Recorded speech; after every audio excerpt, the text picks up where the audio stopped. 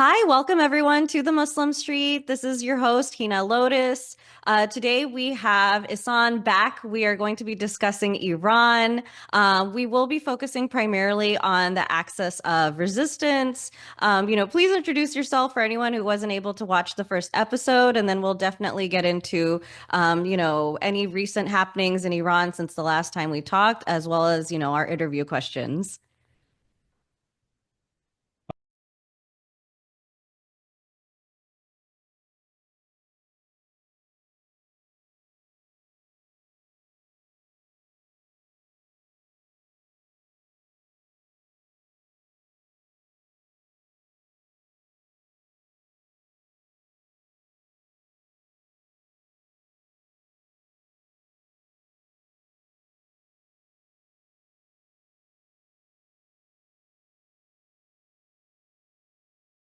Thank you. We really appreciate you coming on again, especially on such short notice.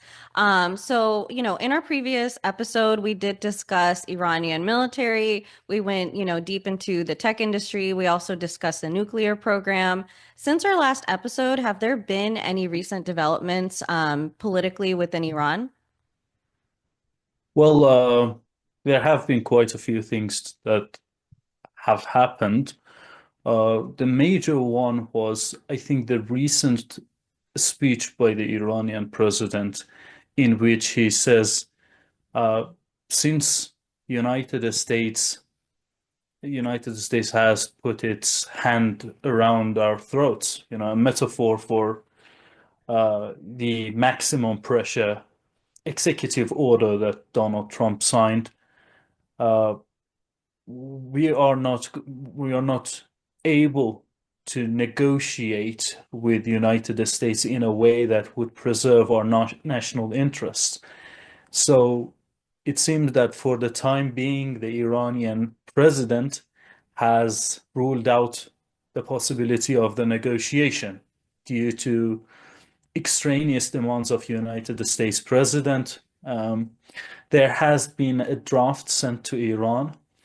uh, a draft is pretty much uh, it sort of mirrors what Donald Trump said in his executive order, with erroneous and extraneous demands like demanding Iran should dismiss and dismiss the possibility of uh, developing more missiles, disarmament of Iranian asymmetric weapons as well as conventional weapons, unrestricted access to nuclear sites and military bases, unrestricted access to the Iranian scientists, which is very problematic since the data that was leaked by IAEA, that's the United Nations nuclear watchdog, was unfortunately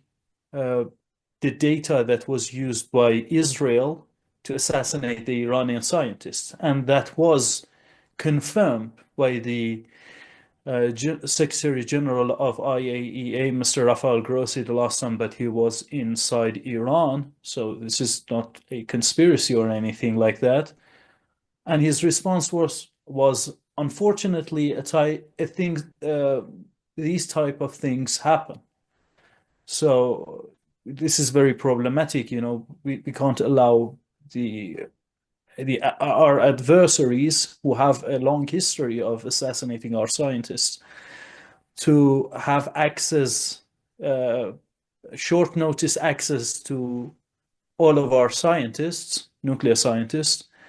And there were a couple of different things as well, like restriction on, I shouldn't say restriction, an outright uh, end to the support of resistance groups by Iran throughout the region.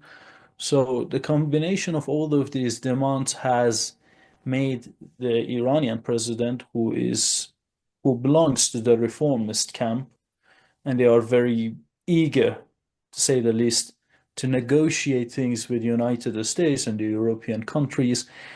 All of these things have brought him to adopt a new position with regards to negotiation with United States, because this was one of his campaign promises that he's going to negotiate a deal with United States. But even so, uh, due to all of these nonsense that are coming out of United States, he has adopted a new policy.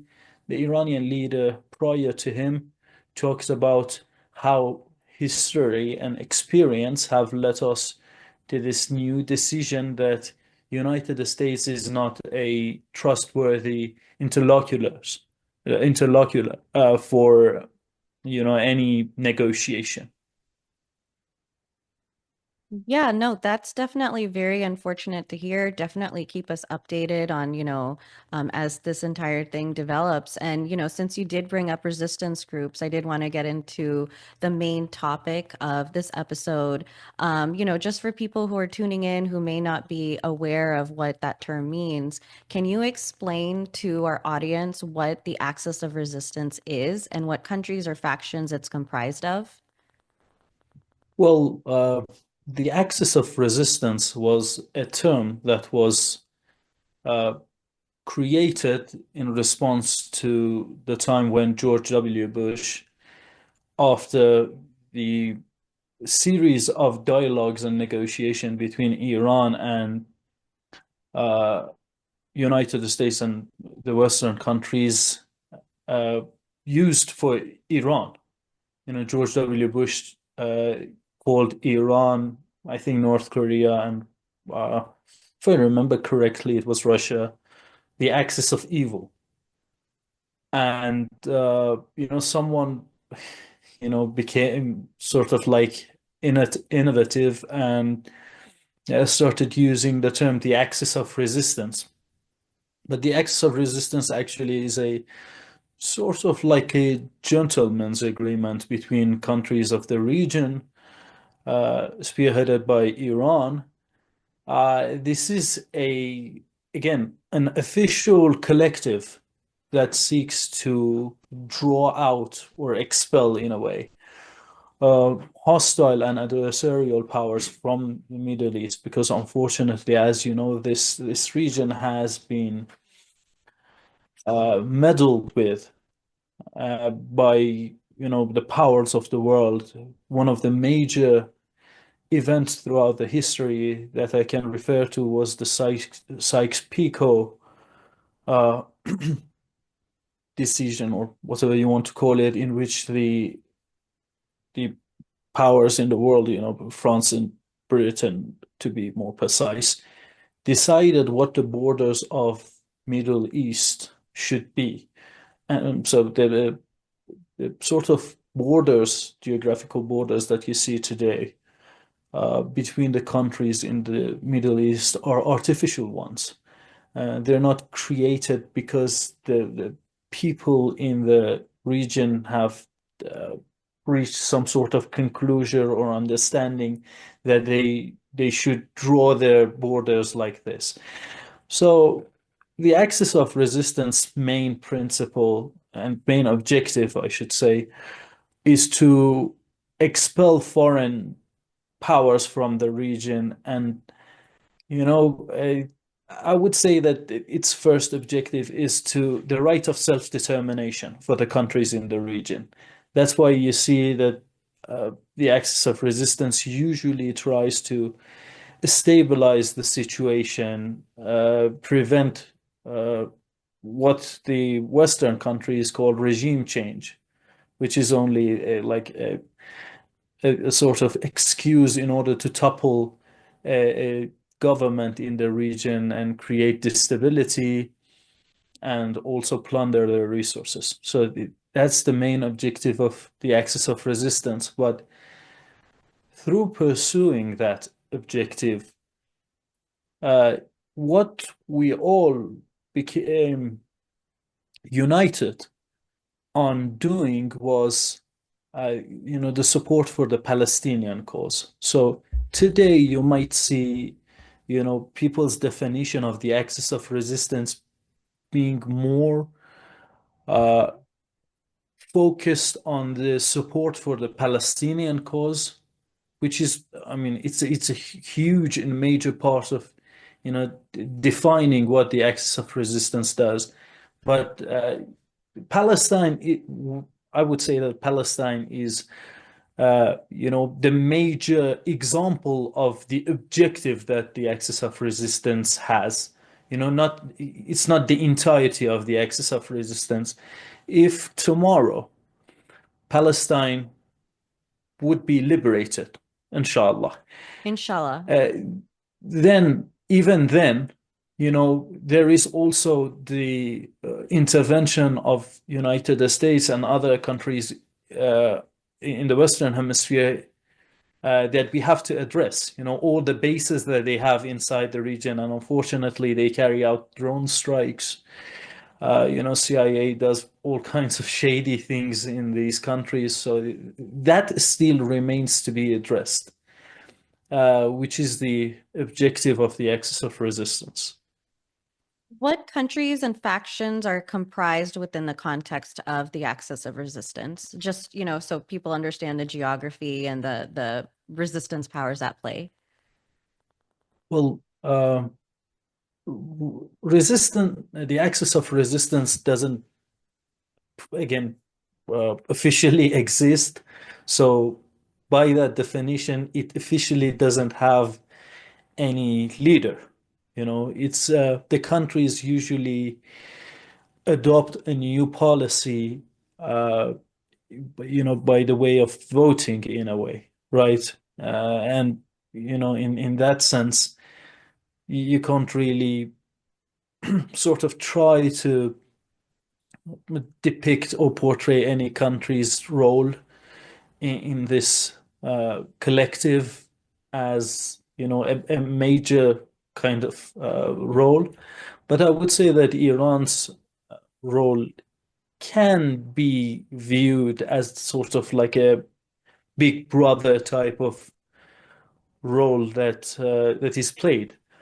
Iran usually helps the other parties inside the axis of resistance with technological know-how on developing weapons, um, financial aid, and outright weaponry to have a fighting chance against Israel and other uh, foreign interventions that are being pursued by the West. So in that regard, first and foremost, you can mention Iran as a sort of like this big brother figure. Then previously we had Syria, because one thing that people have to understand is, unfortunately, uh, again, we keep coming back to this fact that it is not a formal alliance, right? So for me, it is very hard to say that like this country is a part of the axis of resistance, because uh, the the actors inside the axis of resistance are individuals within the countries, not the state actors, right? So, for example, inside Lebanon, you have Hezbollah, you have Amal, you have Christian Patriotic Movement, uh, that apologies, Free Patriotic Movement, that is a Christian party, that are aligned with the axis of resistance. These are the parties, political parties within the Lebanese government that are more aligned with the axis of resistance.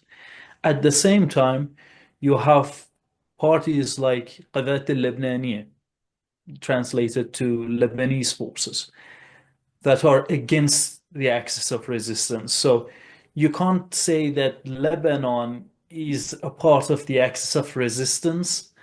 Uh, you can't say that they are not a part of the axis of resistance, because, again, as I mentioned, there is not a piece of paper that officially mentions the countries within the axis of resistance. So I implore your audience to keep that in mind, that when I say this country is a part of the axis of resistance, they would take that into consideration, that I don't mean that the government, the state itself, is a part of that agreement, but more so, individuals, political parties within that country are supportive of the objectives of the axis of resistance. So, with that in mind, Lebanon is a part of the axis of resistance. Syria used to be a state actor that was actually aligned with the axis of resistance. With the recent collapse of the Syrian government, things changed. The new government, the new regime in Syria doesn't really like the axis of resistance. Iraq is also another major player, and who can forget the the huge role that the Yemenis played in defending the Palestinian friends, to the extent that great intellectuals like Norman Finkelstein said that they can be actually nominated for Nobel Peace Prize. They referring to Ansar Allah, the movement inside Yemen that is mainly in control of power in that country. So these countries are major powers within the axis of resistance, but there is also there are also countries that have uh, lesser sort Influence. of individuals, yes, lesser influence, and they have fewer individuals that are sympathetic to the axis of resistance, but they work with the axis of resistance from time to time. For example, Algeria, there are groups within Azerbaijan. Uh, I'm referring to Baku regime, uh, who is being ruled by Aliyev.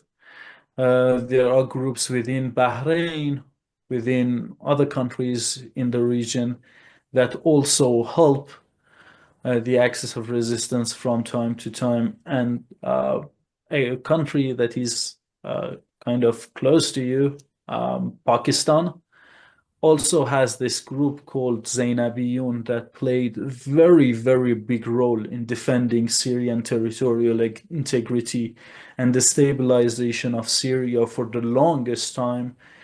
I've heard, honestly, unbelievable stories from the role that they played. I once heard from a military source that four of Zainabiyun fighters, stood against 120 ISIS fighters. And if you know how good ISIS used to fight, this is not an endorsement, people. It's just a reality that unfortunately ISIS fighters used to fight rather well. And it doesn't mean that we agree with their objective, but uh, considering how well ISIS was fighting, to think that four people stood against 120 people, it's rather an impressive feat uh, that they tried to pull off and they succeeded. So, No, and I'm uh, glad that you actually brought this up because we had discussed this heavily in our previous episode.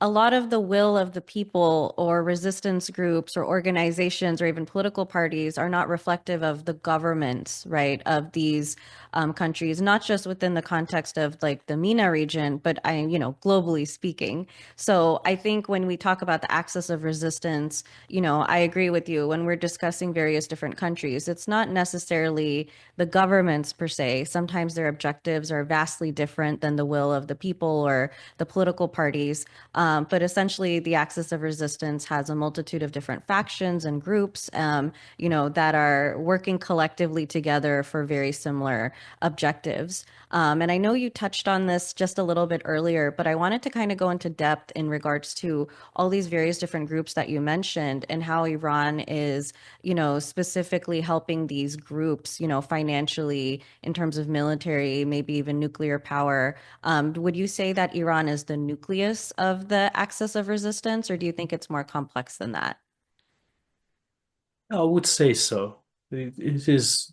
It is. It seems that that is the case with regards to the axis of resistance, because again, uh, when we think of the axis of resistance, we don't really have state actors within the axis of resistance apart from Yemen and Iran. Apart from these two countries, most of the axis of resistance is comprised of groups, political parties, military groups that are, sort of apart and members of the axis of resistance. So in that sense, having a state actor that has access to considerably greater amount of money, it has access to technology, it has the logistics needed in order to support different fractions within the axis of resistance.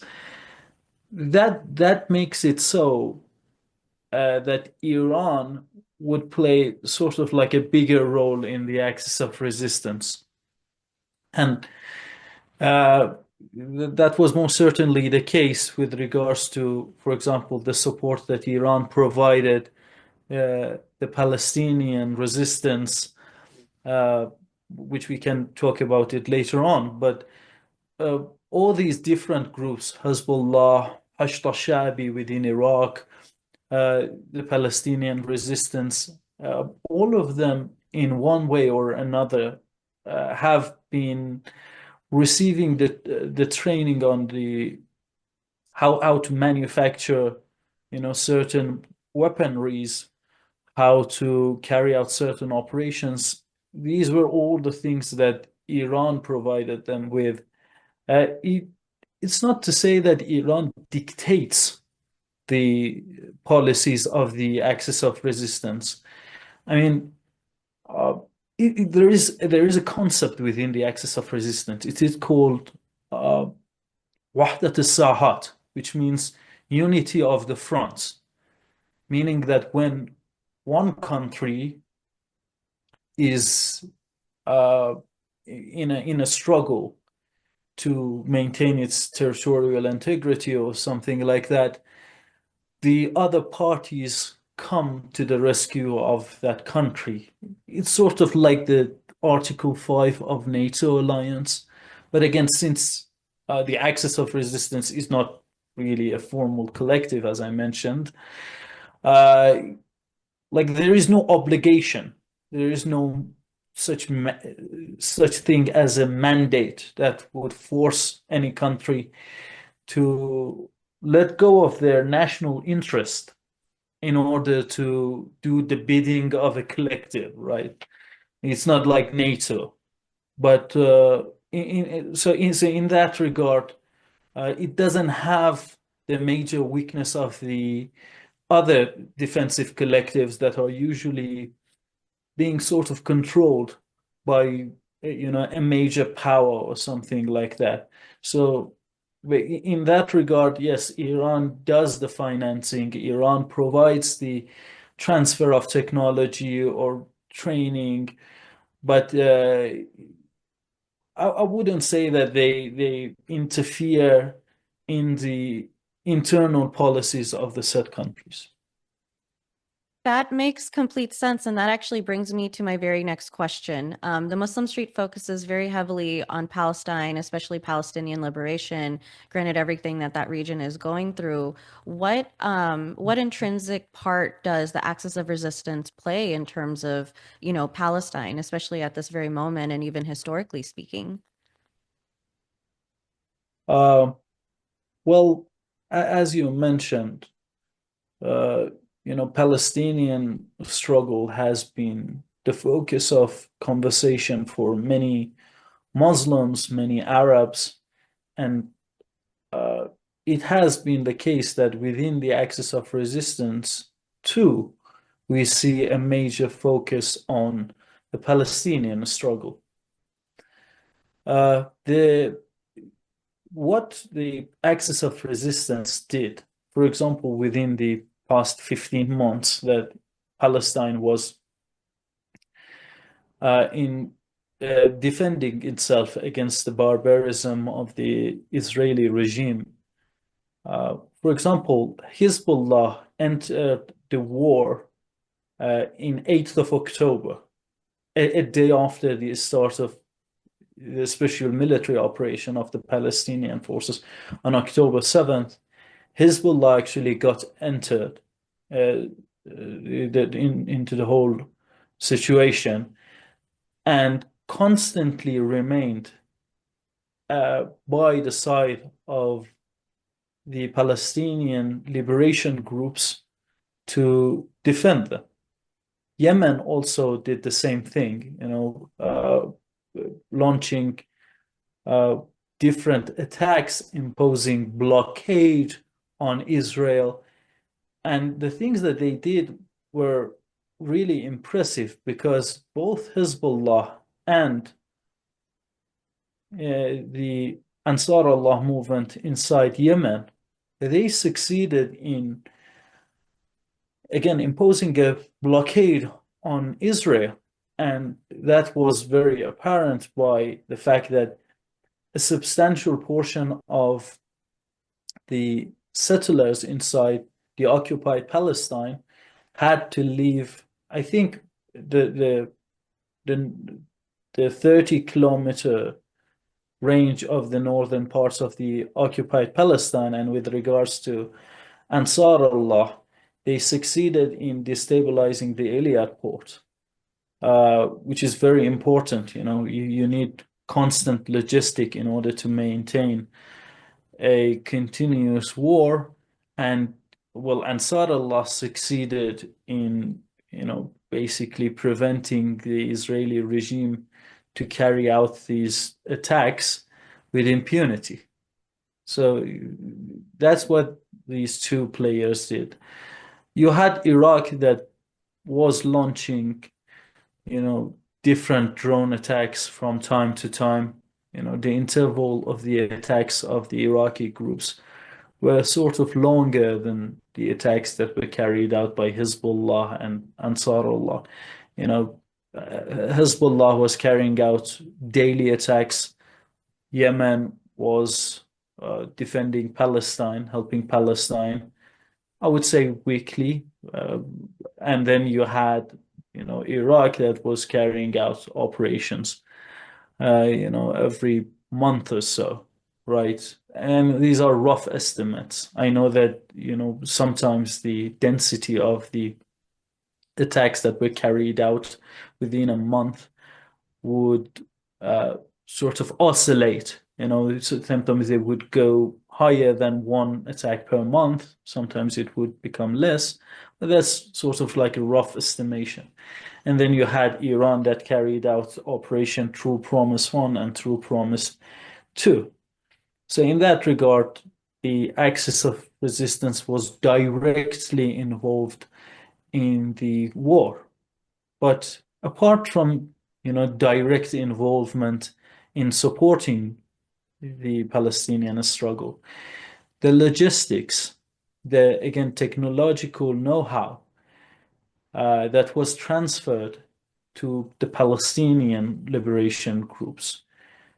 For example, you see that now the Palestinian liberation groups have units that are dedicated to carry out drone operations. Where did this technology come from? Where did this know-how come from? Well, it came from Hezbollah or Iran or other countries within the axis of resistance. So with regards to logistical support and the transfer of technology, the countries of the axis of resistance also helped the Palestinian struggle. In general, you can listen to the words of Abu Ubaidah, who is the military spokesperson for the Izzeddin Qassam Brigade, which is the military branch of Hamas, to the words of the late leader of the Hamas organization, Mr. Yahya Sinwar, Ismail Haniyeh, and the current leader of Hamas, whose name is escaping my mind right now, unfortunately, that all of them spoke about the fact that Iran or countries of the axis of resistance, they never shy away from providing every support that they can to the Palestinian struggle, whether it be a financial assistant or military weaponry that they provided Palestine with, or uh, outright help on the battlefield itself. So, for example, I mean, some of these things can't be mentioned outright, but I think that the documents will be classified, a while into the future, like maybe 5 or 3 years later. But for example, when I say direct involvement, I can mention the name of General Abbas Furushan, who was the head of IRGC Quds Force operation inside Syria and Lebanon, and he was martyred alongside Sayyid Hassan Nasrallah. Or how the fact that Israel had to use 80 tons of explosive in order to take out uh, Sayyid Hassan Nasrallah, Secretary General of Hezbollah. I would say that if you need 80 weapons, 80 tons of ammunition in order to take out a man, that sort of sends the signal of how much of a role that person was playing in the in helping the Palestinian forces. Initially, the plan was to, I think, uh, use 40 something tons of explosion. Uh, but later on, they decided, in order to increase the probability of the attack and ensuring that Sayyid Hassan Nasrallah would be assassinated, they decided to double the amount of explosive.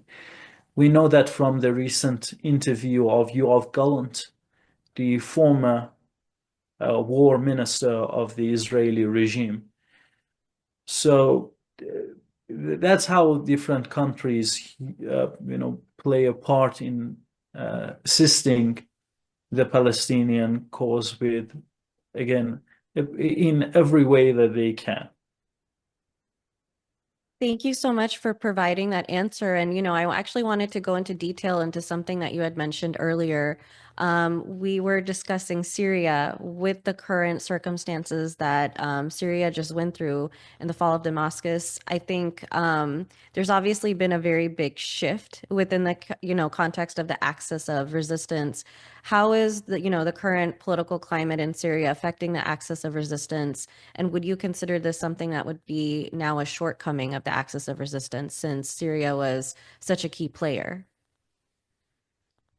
Well, I think one of the main things that people don't understand is how the axis of resistance fighting against Israel and United States, because let's be honest, Israel is a vassal state, is a satellite state of United States. It's a military base for United States in order to pursue its own imperialistic objectives. It's really the story of David and Goliath. So the countries of the axis of resistance are fighting this Goliath, and they are sort of like a featherweight fighter that is fighting in heavyweight division, you know. So of course there will be shortcomings, or people would not be impressed with the role that Iran or any other countries played within the past 15 months when they saw the barbarism of Israeli occupation being unleashed on helpless Palestinian civilians. A major portion of the people who were killed during the Israeli bombardment were women and children. Unfortunately, they were the main victims of the Israeli atrocities. So people might think that, okay, we have these countries, they call themselves the axis of resistance, but they have shortcomings. They they fail in protecting Syria. They do not rise to our expectation with regards to helping the Palestinian struggle. And that's honestly something that is quite expected. And when you're fighting a country that has resources much, much greater than you, again, I have to mention that 70% of the expenses during the past 15 months that Israel used in order to, you know, unleash this barbarism on the Palestinian people were uh, provided by United States of America, right? So, I mean, they are sort of linked to this sort of vast ocean of logistics, money, weaponry, and that again makes it very hard for the countries to actually fight against fight this sort of uneven battle, right? What happened in Syria was unfortunate. It was a failure of the axis of resistance. But we also have to understand that it is not the end of everything, right? Some people want to make it seem like this is going to destroy the resistance in Palestine, in different countries. No, because as I mentioned, the axis of resistance has a way of collaborating with different individuals within a certain country in order to pursue its objectives. If you look at the situation through that goggle, you will come to a realization that despite the fact that Jolani regime is very opposed to the axis of resistance, we will always see individuals that are ready in order to cooperate with the axis of resistance. But again, it can't be denied that, logistic of weaponry, different equipments into Palestine has become rather harder for Iran mainly, because this was sort of like the corridor that was used in order to send the weapons to the countries of the region. One of the strategies which Iran has adopted, and it was used even before this, but it is now pursued at an accelerating rate and at a much higher speed, is the strategy of transferring the technology to these groups so that they would be self-sufficient, completely self-sufficient, and not really be dependent on, the supplement of weaponry by Iran or any other country. So, I mean, that's one of the ways that Iran is trying to ameliorate the situation. One of the other ways that Iran, again, is pursuing to help the resistance group is by sending the experts to these countries, military advisors. Again, this was something that was being done all throughout this time, but again, it has become more aggressive since we don't have the sort of sweet corridor that would enable us to send weapons to Syria. And then from Syria to either Lebanon and, Palestine. So these are two ways that the countries of the axis of resistance try to ameliorate this whole thing. But apart from that, we have to understand that the fall of the Syrian government was something that was bound to happen at a certain point.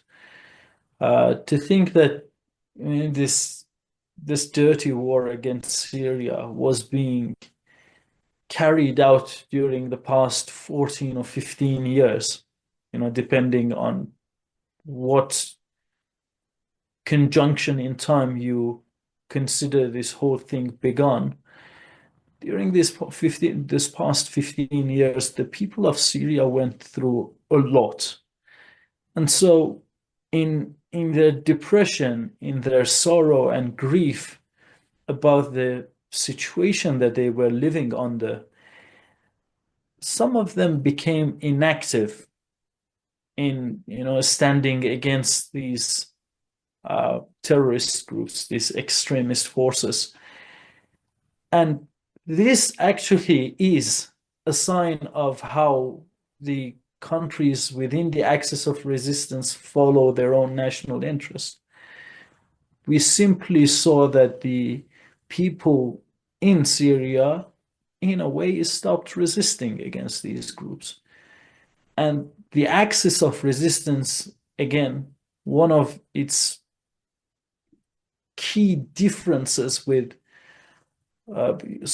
collective sort of defense organizations like NATO, if you even can call NATO a defensive alliance, is that they do not send, I don't know, two brigades of soldiers into another country in order to fight on behalf of the people of the said countries. That's not the way that the axis of resistance works. The axis of resistance rarely have direct boots on the ground in vast numbers. It uses that model, right? But in the form of military advisors rather than, you see armed soldiers, in hundreds of thousands going into a country with tanks, with, propellants, not propellants, apologies, with artilleries and other types of munition in order to impose a sort of what I can call a military dictatorship. At that point, it is very questionable whether you are trying to help that country or sort of imposing a military dictatorship on its people. So when the situation became like this, again, we have to mention that 1/3 of the Syria is being occupied by United States. Coincidentally, the 1/3 that has rich soil, the part that has very substantial amount of oil and natural resources in it.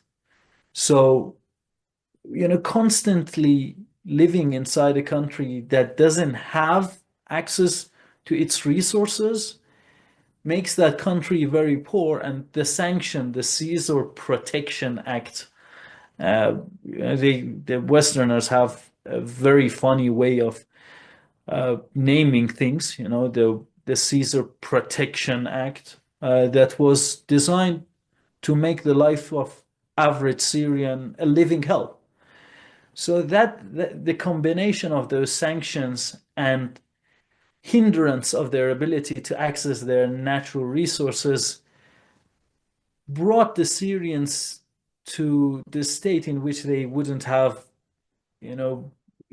incentive, the incentive needed in order to fight against these groups, and it became what you saw. The entire country collapsed in less than, you know, like 15 or 14 days, in less than 2 weeks. So I would say that there is very little that the countries could actually do without looking unbelievably evil, sending, vast numbers of soldiers into Syria to, to fight a battle that the Syrians themselves are not willing to fight.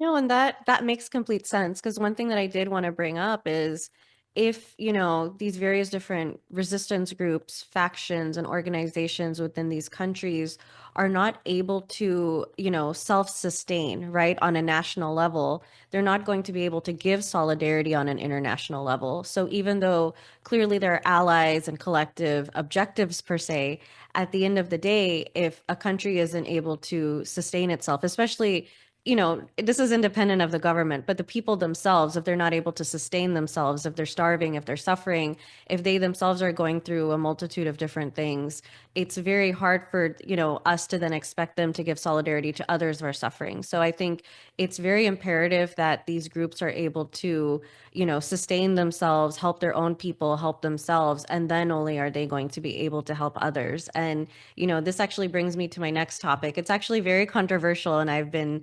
looking forward to asking you this question. There's a lot of debate and conjecture in the West. There's some people who say that, Iran is a true ally of Palestine.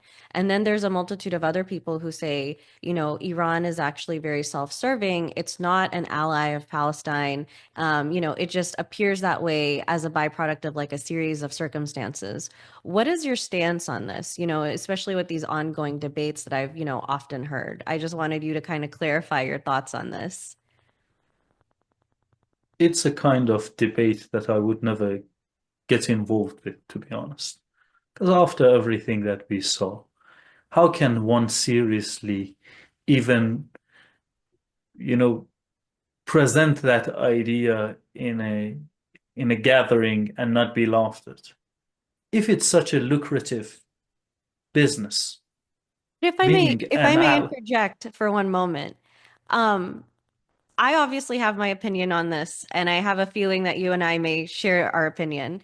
We also have to remember that the West is not getting the news from the Middle East, and a lot of people's prime source of media is American or Western MSM. And so a lot of people's opinions are not dictated by facts or by taking objective news from, let's say, all sources possible. It comes from very biased views. And so I think that's what the Muslim Street tries to do.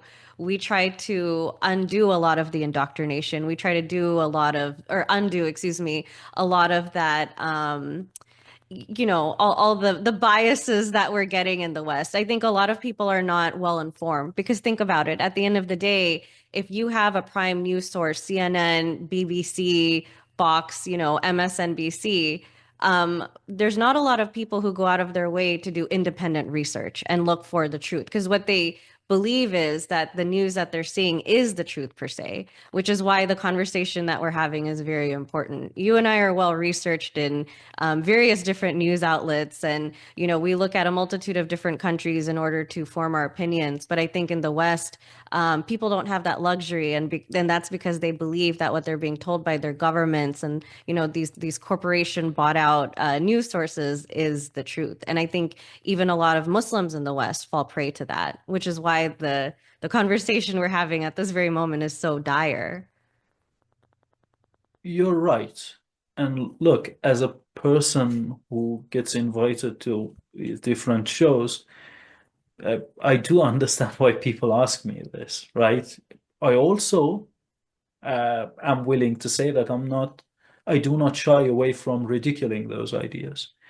Look, being uninformed, being surrounded in the ocean of misinformation is no excuse for not having basic critical thinking experiences and the capability of doing this. Again, all you have to do is to ask you this very basic question. If it's such a lucrative business, why don't the other countries of the region, Saudi Arabia, Kuwait, Bahrain, other regimes of the Persian Gulf, why don't they do the same thing that Iran does? By all means, please get involved. Please get involved in helping the Palestinian people. And maybe then we can share the spoils of war together because it's such a lucrative business. It's laughable theory, and the fact that something is being constantly repeated is no excuse for you to believe it. Somebody might tell you that the earth is flat. No matter how many times they tell you this, it's no excuse for you believing that. It's very, very hard for me to swallow and understand, right? Kuwait has, like, I think a population of 1 million, and it sells 3 million barrels of oil every single day. Iran has a population of 100 million people. It sells 1 million barrel a day. Why? Because the sanctions that were imposed on Iran, I mean, there are multiple reasons as to why these sanctions have been imposed on Iran. One of the main reasons is the support that Iran provides the axis of resistance, and more specifically, the Palestinian struggle with. If other countries think that it is such a lucrative business, please, again, by all means, get involved. Do not selflessly try to normalize ties with Israel, as Saudi Arabia is trying to do. Saudi Arabia, even during this barbarism, during this atrocity, was negotiating with Israel in order to normalize ties with that country. Please do not selflessly try to normalize ties with Israel against your own interest. We are facing these propaganda, these narratives that are manufactured by very specific organizations like المركز العالمي المركز العالمي للفكر المتطرف. The sort of global, it's a troll farm. It's a Saudi troll farm that was unveiled during the travel of Trump during his previous term in the office to Saudi Arabia. When he went to Saudi Arabia, you might remember that it was him and the king of Saudi Arabia. They put their hand on a sort of globe or something. That was when they launched this troll farm. And the Was this name is, around the time that they were discussing the Abrahamic Accords, or was this at a different time? the Abrahamic Accord is like going way back. So, they were constantly talking about that. So, yeah, yes and no. But yeah, they launched this troll farm, right? And it is ironically called the global center for fighting against extreme thoughts, Saudi Arabia, the birthplace of Wahhabism and extremism, is trying to fight extremism. You can't Which make is, a but joke which like is that. so ironic, and I don't mean to interrupt you, but I wanted to bring this point up to the audience. We often hear that the reason that there's so many military interventions, sanctions, wars that are ongoing is because the West, predominantly the United States, is fighting Islamic extremism, right? We hear that quite often.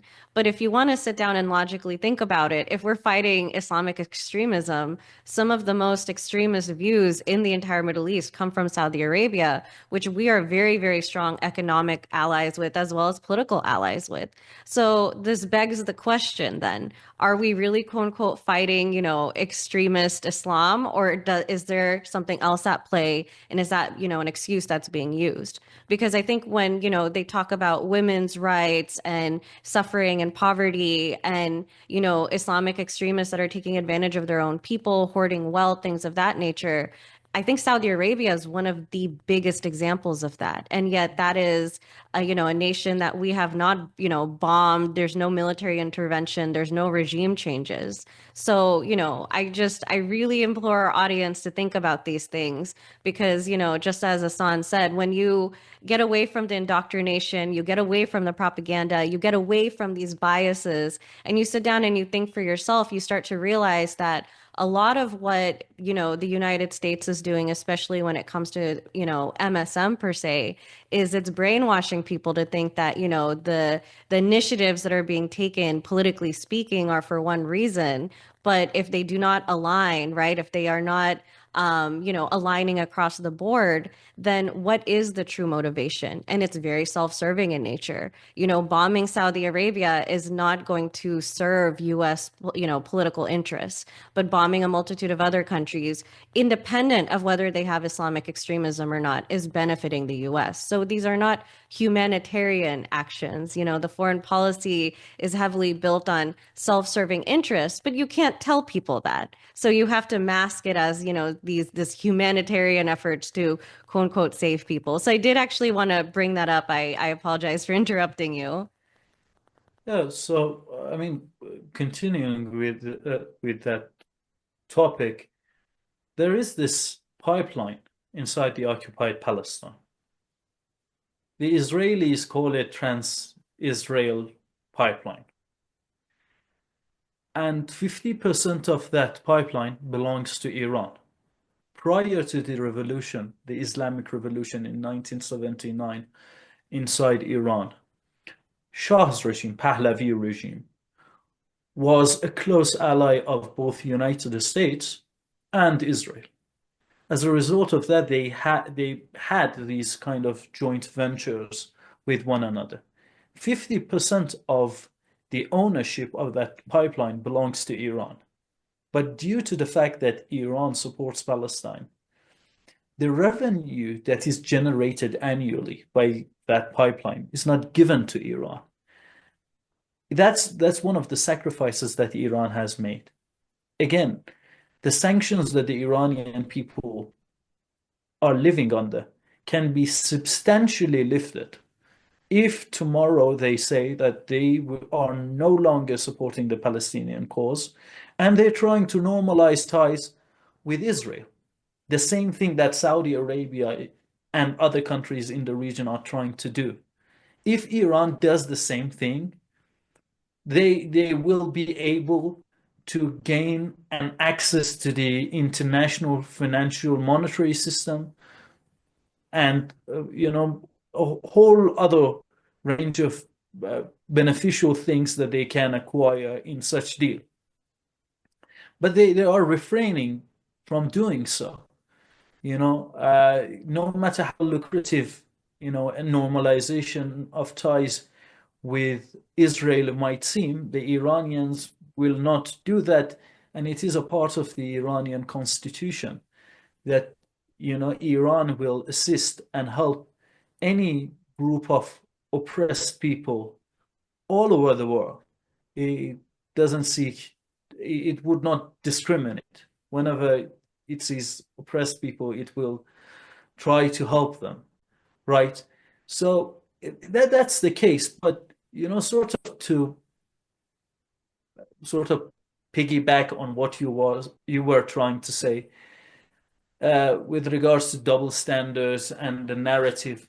Look, I think that we all saw that picture of Osama bin Laden in New York Times, I think it was in New York Times if I remember correctly, and it was saying something along the lines of uh, anti Islamic leader is the new hero in the fight against the Soviets or something. So the person that carried out 9/11, was being applauded as this great hero of fight against, Soviet Union. And since that, things haven't really changed. People might argue that, well, back then we didn't really know who Osama bin Laden was. And you might say, okay, you're right. You didn't know who he was. Okay, what about Giuliani? Giuliani these days is portraying a picture of himself as a person who made a mistake, and joined Al Qaeda as if it was a phase during his teen years. That some people go through the goth Well, phase or something. They dye their hair. Yeah, I was going through no, but you something, know and what I joined Al Qaeda. I saw what you're talking about. He listed it as if it was just he was bored and he just needed like an internship during the summer, like it was just some extracurricular activity. Like, oh, I could have played basketball, but I chose another route instead. It was just so casually said to the point where it was downright disturbing.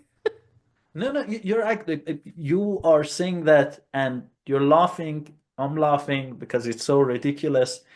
But this is actually what he said. He said that he joined Al Qaeda because it gave him the experience. Like again, like internship.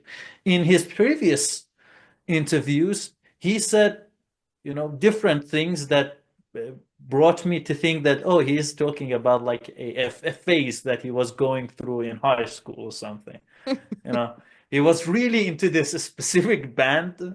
It happened to be Al Qaeda. So I don't know. But, The Taliban.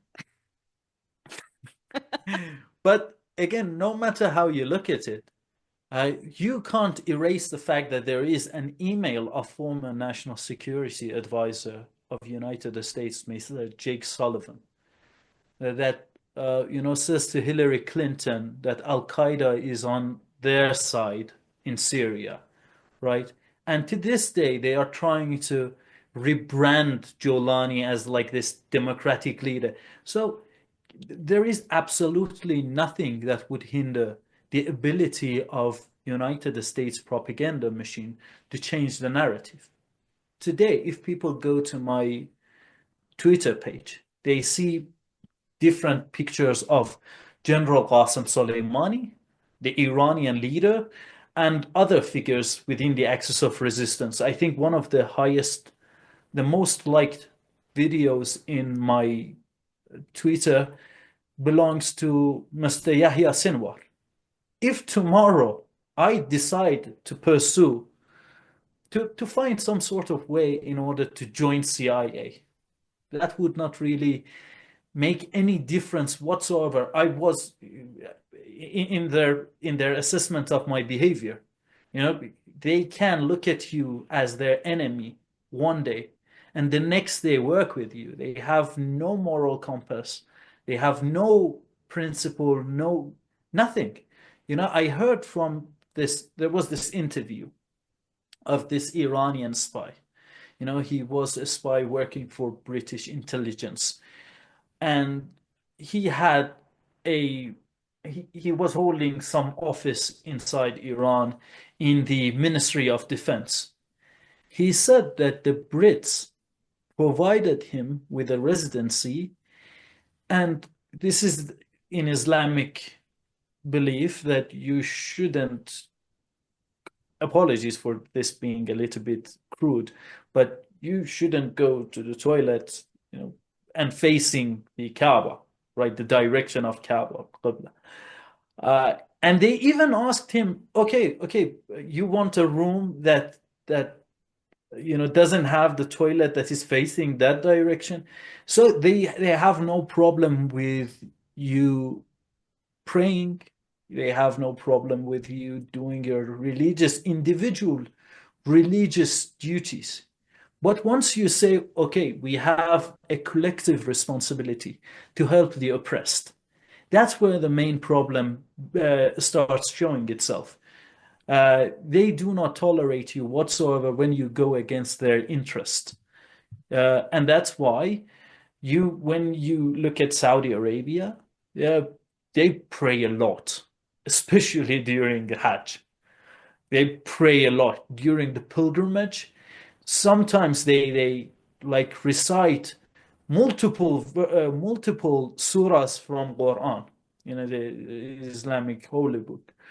But United States has no problem with that, but it has problem with you feeling the responsibility of helping the oppressed and developing this sort of class conscious that you need to empathize with the people that are being oppressed. They are dealing with a rough situation. That is when the problem starts again showing itself. Yeah, no, you've made incredible points. And one thing that I also wanted to bring up to my audience, especially with, Ramadan right around the corner, they say that Islam, right, means peace and it stands for brotherhood and unity. And so a lot of the actions that we see within the context of our ummah, these various different countries, these resistance groups, these factions, a lot of people think that Islam is, it's reduced down to dogma, which is, following the pillars. But I actually think it's obviously obligatory, and I'm not arguing that by any means. but it is such a teeny tiny fraction of what is comprised within our religion. And so if you look at the actions of individuals and how they are treating the oppressed and, who they give solidarity to, who they are allies with, is there monetary gain? Is there political gain? If there's a lack of gain and they're doing it just because of class consciousness or unity, it actually shows, I think, on a a certain level, the quality or the kind of individual this person is when they practice Islam. So that is just something to really keep in mind, because they discuss dogma quite often. And if we just reduce it down to dogma, I think it's taking away the actions and using Islam as a way to guide your morals, your values, your ethics, the ways in which you view life, right? We have to view life through an Islamic lens, right? And that should be the precursor before even any political ideology or economic ideology or anything of that nature. So that's just, I'm totally getting off topic, but I did want to bring that up as well, because I really want to implore my audience to think about these things and make these various different connections. But I did want to segue into another topic that we did kind of brush upon very temporarily. When it comes to three, specific factions, Hamas, the Houthis, as well as Hezbollah, how has Iran, what is Iran's relations with these groups, and how has Iran helped them intrinsically? Well, Iran has, again, we mentioned this. Iran has helped these groups through multiple ways. Again, transfer of technology. When you see the Ansarullah movement in Yemen, their uh, their advancement in the field of rocket science and missile technology is ridiculously high. It is virtually impossible. You do not develop prototype after prototype after prototype and constantly succeed in developing that technology. It's simply not how the field of science works, and most certainly not how engineering works.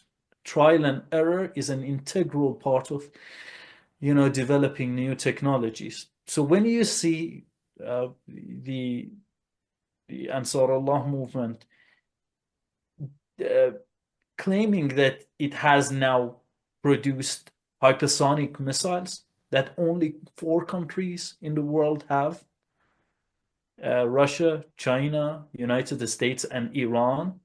And this group, the poorest Arab country in the world, says that it has succeeded in making hypersonic weapon. I'll leave you with the question how they were able to make this, how they were able to achieve this accomplishment. So I would say that, the answer is rather clear. For example, the Tufan missile that they have is Iranian Qatr F missile. The drone that they use, Sadid, I think. Uh, Apologies, not Hadid, not Sadid. Hadid was the recent drone that Iran unveiled. Sadid was something else. Wa'id 2 drone that they were using was Iran's Shahed 136. And, Russia had to pay money in order to purchase that weapon. Ansarullah movement gained access to that technology due to the fact that the axis of resistance doesn't work the way that uh, the worldly alliances in kind of work, right? It is, you have heard since your audience is prominently made up of Muslims. I do not have the habit of reciting verses from Quran, but it is said إنما المؤمنون إخوة, right? The people of the faith are brothers and sisters. So in that sense, you would see that Iran would, is willing to transfer this technology to this country, and which it doesn't really gain any worldly benefit from, free of any charge, but then sends weapons to Russia in exchange for, technology transfer or either money, right? Because the kind of relationship that, we have within the axis of resistance is different to that of the relationship which we have with, countries like Russia and, uh, China. Although those aforementioned countries are very good allies of Iran, again, they're not a part of the axis of resistance. They are not, and we don't have that kind of brotherhood with them, that kind of brotherly relation with them, So it's purely right? like political and like political Yeah. in nature.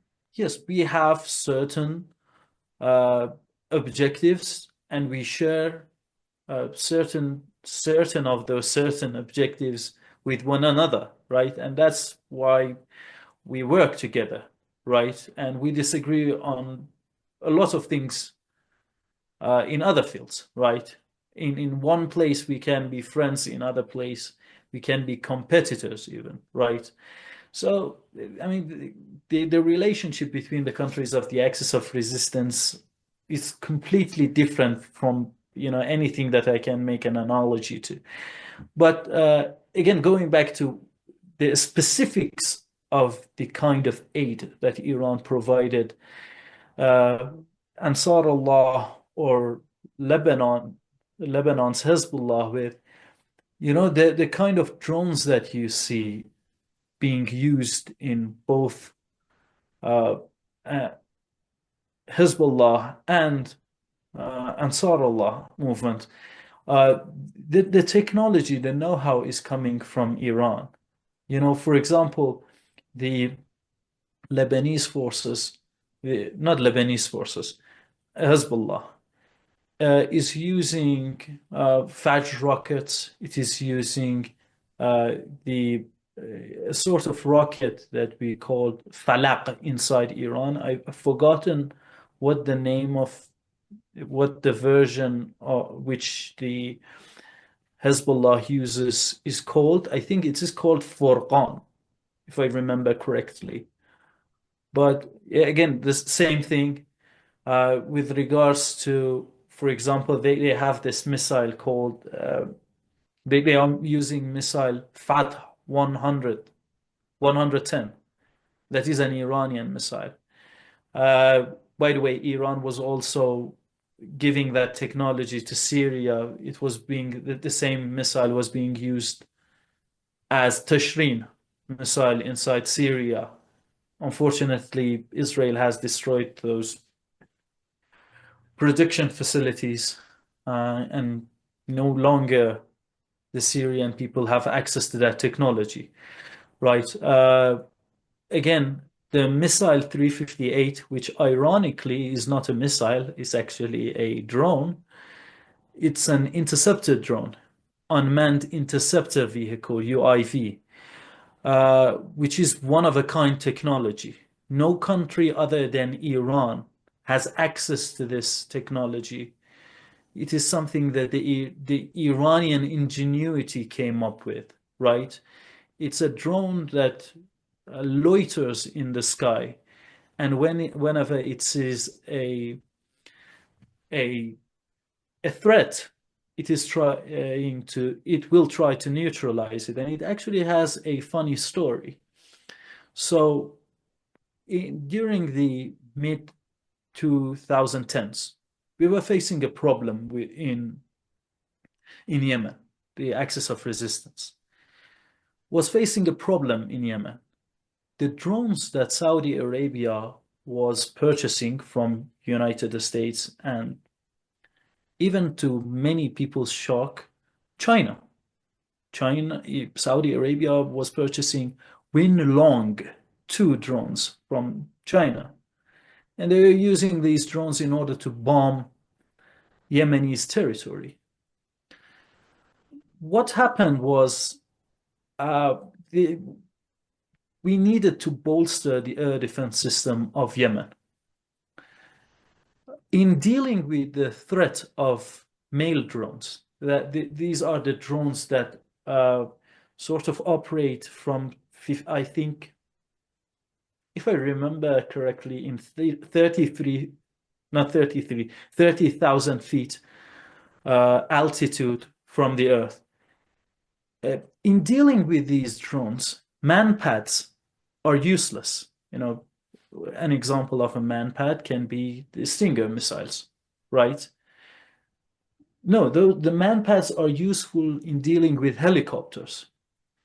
And you couldn't also send big air defense systems that Iran has.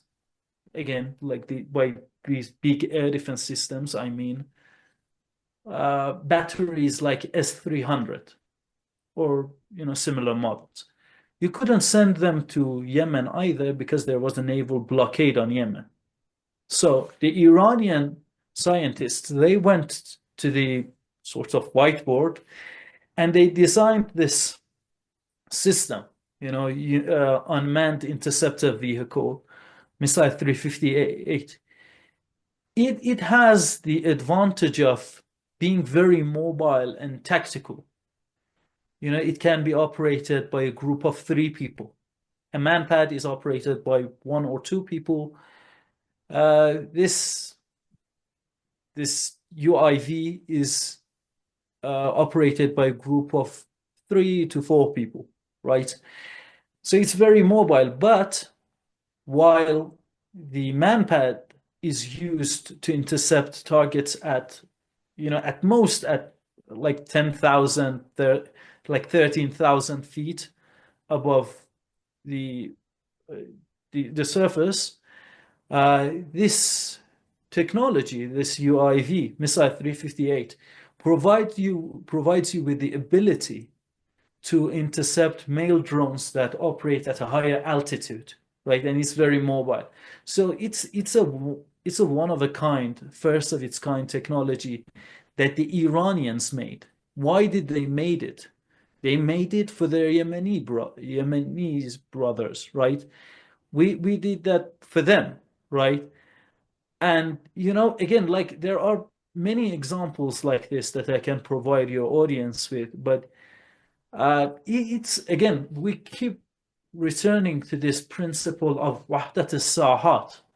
When Yemen is under invasion, Iran feels the need in order to help Yemen. When Palestine is being invaded and it is going through one of the most tragic things in the world, dare I say, a Holocaust, uh, then the Yemenis use the same technologies that the Iranians gave them in order to defend Palestinians. So it's a very interesting idea because, like, I think that it can still go to other levels.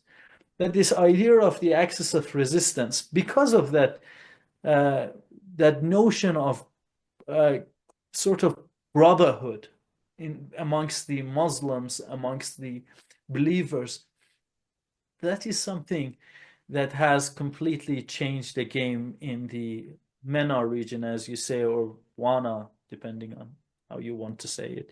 But yeah, this is the different ways which Iran or other countries have helped one another. No, and thank you so much for sharing that because something that, I bring up repeatedly, repeatedly. I think my audience is sick of it, but almost every episode I have, especially the ones that I've, done with you, and inshallah we can do many more in the future. I talk, heavily about Western imperialism and how it's collectively hurt Muslims, not just in the MENA or SWANA region, but globally speaking. And the only way that this marginalization or oppression can be fought against and overcome is, with unification of the Ummah. We've obviously talked about various different players that are not going to oblige, right? At least for the time being within that ideology. And, one thing that I am very humbled to discuss with you is the players that are obliging within the unification of the Ummah, or at least trying to. So, thank you for always sharing that. And this actually brings me to, or segues into my next question. We've discussed Iran's relations with the West. We've discussed Iran's relations, with Palestine. We've discussed relations with Israel, which, of course, you stated in our previous episode, it's not really a country. But I wanted to actually get into specifics between Iran's relations with Saudi Arabia. Is that something that you can kind of go over for our audience? Well, the relationship with Iran and the Arab countries are always complicated. With Saudi Arabia more so than the rest of the Arab countries. There is this talking point that Iran has occupied four Arab capitals. I mean, technically, it's now three capitals, I think, since the Syrian government has collapsed. But we talked about the nature of the Iranian relations with different countries in the region, and how it's not uh, one of a satellite, and a sort of controlling state. It's not that kind of relationship. But when you think about it, now Turkey is controlling Syria. Many of the ministers of the new regime under Jolani, and I refuse to call him Ahmad al-Shara. If any of your audience is wondering why I keep referring to him Jolani, I know the supposed name. I I still to this day doubt that it would be his real name. But apart from that, uh, he's still Jolani. I refuse to call him any different name than the name under which he decapitated people and killed many people. You know, so now in the new government, on the new regime under Jolani, many ministers either have direct ties to Turkey, or they are very much affiliated with Turkish intelligence, Milli İstihbarat Teşkilat, and there is not a single utterance of disapproval by any people within this region who can't shut up about how Iran has occupied Arab countries, right? Every two sentences they need to say احتلال الإيراني, احتلال الإيراني. احتلال الإيراني means the Iranian occupation, right? None of those people talk about how Turkey is controlling the new regime in Syria. Where is your Arab nationalism? A part of it, unfortunately, is due to the fact that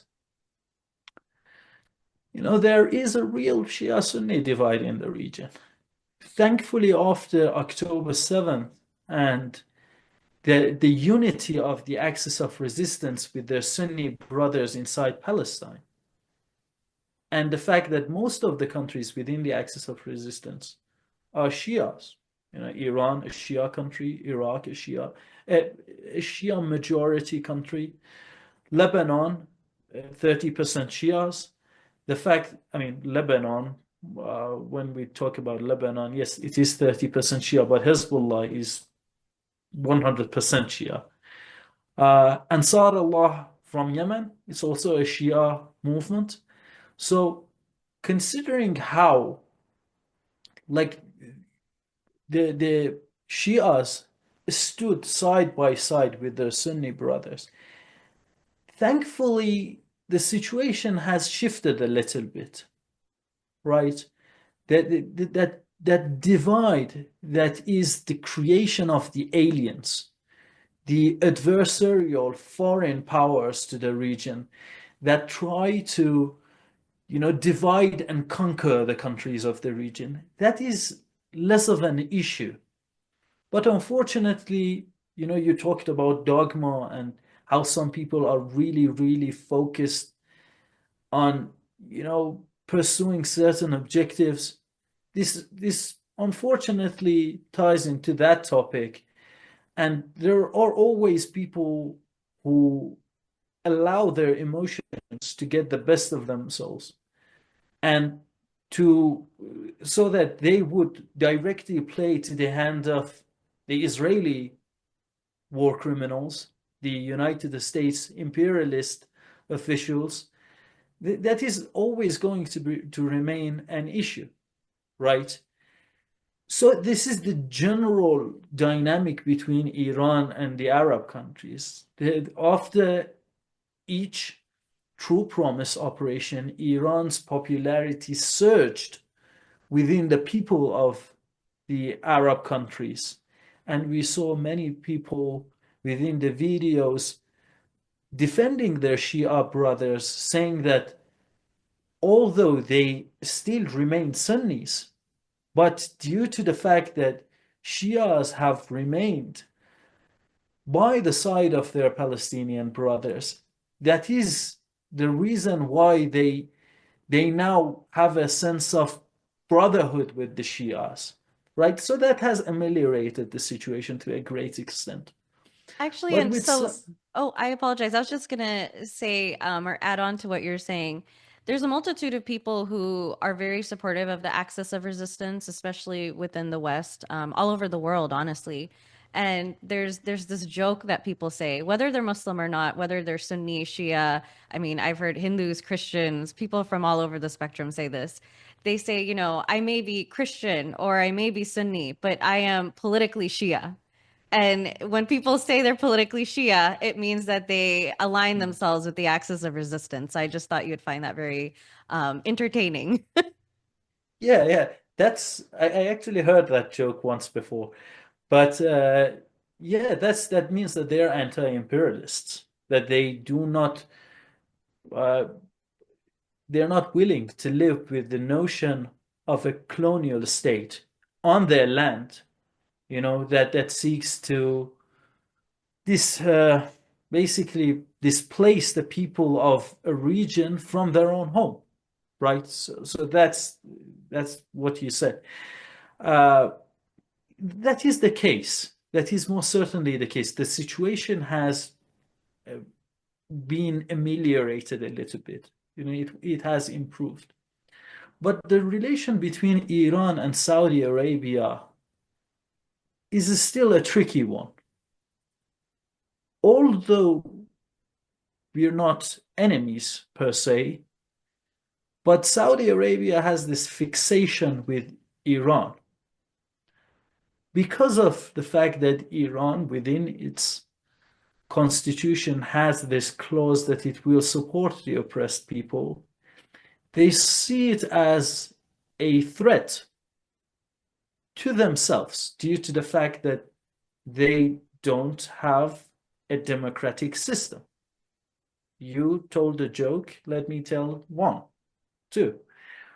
So I was talking to this person from, I don't remember whether it was a Saudi person or a Marathi or like one person who is living under these kingdoms It was within in from this the Gulf. kingdoms. The person was from the Gulf region. Yeah, probably.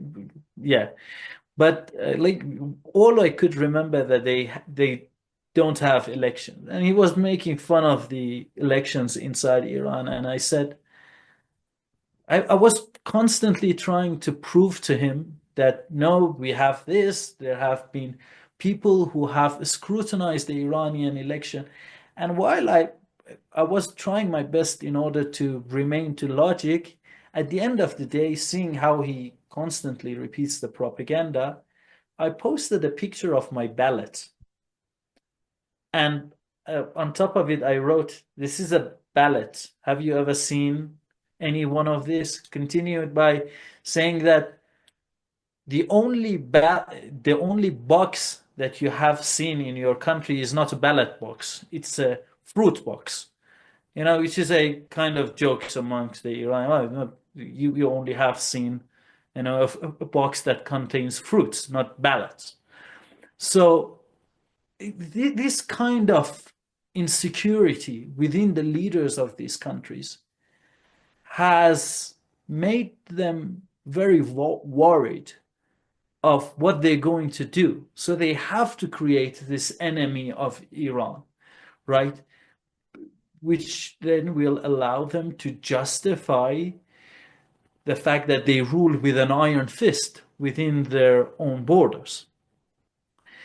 With Saudi Arabia, again, there is no official hostility or anything like that. In fact, the recent, not the recent, the latest development between these two countries was the sort of rapprochement that was mediated by China between Iran and Saudi Arabia, right? So that's not really the countries are not enemies of one another. But during the previous episodes of sort of conflict or adversary between the two countries, there was a statement by bin Salman, the crown prince of Saudi Arabia, that he's going to bring the war to Iran. And what the Saudis did was rather brilliant. A country like Iran, it is very hard for you to fight militarily speaking, right? You can't really fight Iran with an army. But one thing that you do is that you can destabilize the country due to the fact that Iran has a very diverse uh, population, right? You have different ethnicities, different uh, religions, and these people are mainly living in harmony. But it doesn't mean that there aren't things that other other adversaries or other actors can use to their advantage in order to sow the seed of distrust amongst those people, right? They uh, they created this network called Iran International, which is funnily enough was funded by Saudi Arabia. So from now on, I'm going to refer to it as Saudi International. And Saudi International comes up with the unbelievable lies and propagandas about Iran, but unfortunately, its radical audience keep believing it, right? No matter how many times you see that their propaganda turn out to be a lie, right? For example, they said that the Iranian officials are fleeing to Venezuela. Once they said that they are fleeing to Russia. Obviously, none of those things happened, but they keep repeating the same thing whenever there is unrest in Iran. But the thing is that during the latest episode of interaction between two countries, mediated by China, I think one of the things that they did was to dismantle this network. Not dismantle it, but they sort of gave away the ownership of Iran International, Saudi International to the Israelis. So now you see that, I mean, at least the money that is coming to Iran International is given to the stenographers of that network by the Israelis, not a money that is paid by the taxpayers of Saudi Arabia, right? At least that's not the money that comes from an Islamic country. But interestingly enough, that was the main origin of foundation of this network channel, Iran International. They still try to utilize underhanded tactics in order to sort of undermine Iran or hurt Iran in some ways. But there was a lecture or a speech given by the head of the IRGC Quds Force General Qa'ani. And he said, we know that behind all these things that are happening inside Iran, this was during the riots of 2 years ago inside Iran. In Saudi Arabia, with its network, was trying to throw gasoline on fire, spreading many disinformation about what is taking place inside Iran. General Qa'ani said, we know who is behind this. We know that Saudi Arabia is doing this, but we're not going to fight Saudi Arabia. We consider it, I'm paraphrasing what he said. He was more diplomatic in what he said, but due to the fact that I'm way too lazy and I do not remember people's code correctly, I'm going to just paraphrase what the essence of his speech. He said, it is beneath us to fight Saudi Arabia. So we are going to respond to Israel and United States. And that is exactly what Iran did. Uh, so I'm here to say that many of our Saudi friends, and I'm sorry if you are one of those people, although you are very fixated on Iran, don't think about you that often inside Iran, and neither the Iranian politicians do.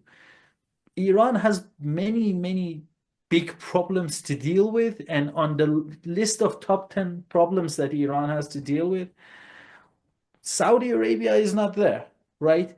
And I'm not saying this in order to humiliate Saudi Arabia. I'm saying this in order to sort of behave in such a way that my speech, my response to this question maybe sort of act as a wake-up call for anyone who is listening to this and spend vast amounts of their energy that can be better spent, especially due to the fact that they are a Muslim country. They can become an ally. They can help Iran and other countries inside the axis of resistance fighting to uphold Arab honor, because at a certain point, many people around the world start asking question, what is this Arab nationalism that fails to help the Palestinian people, but can't shut up about Iran, right? At some point, they will start asking the question.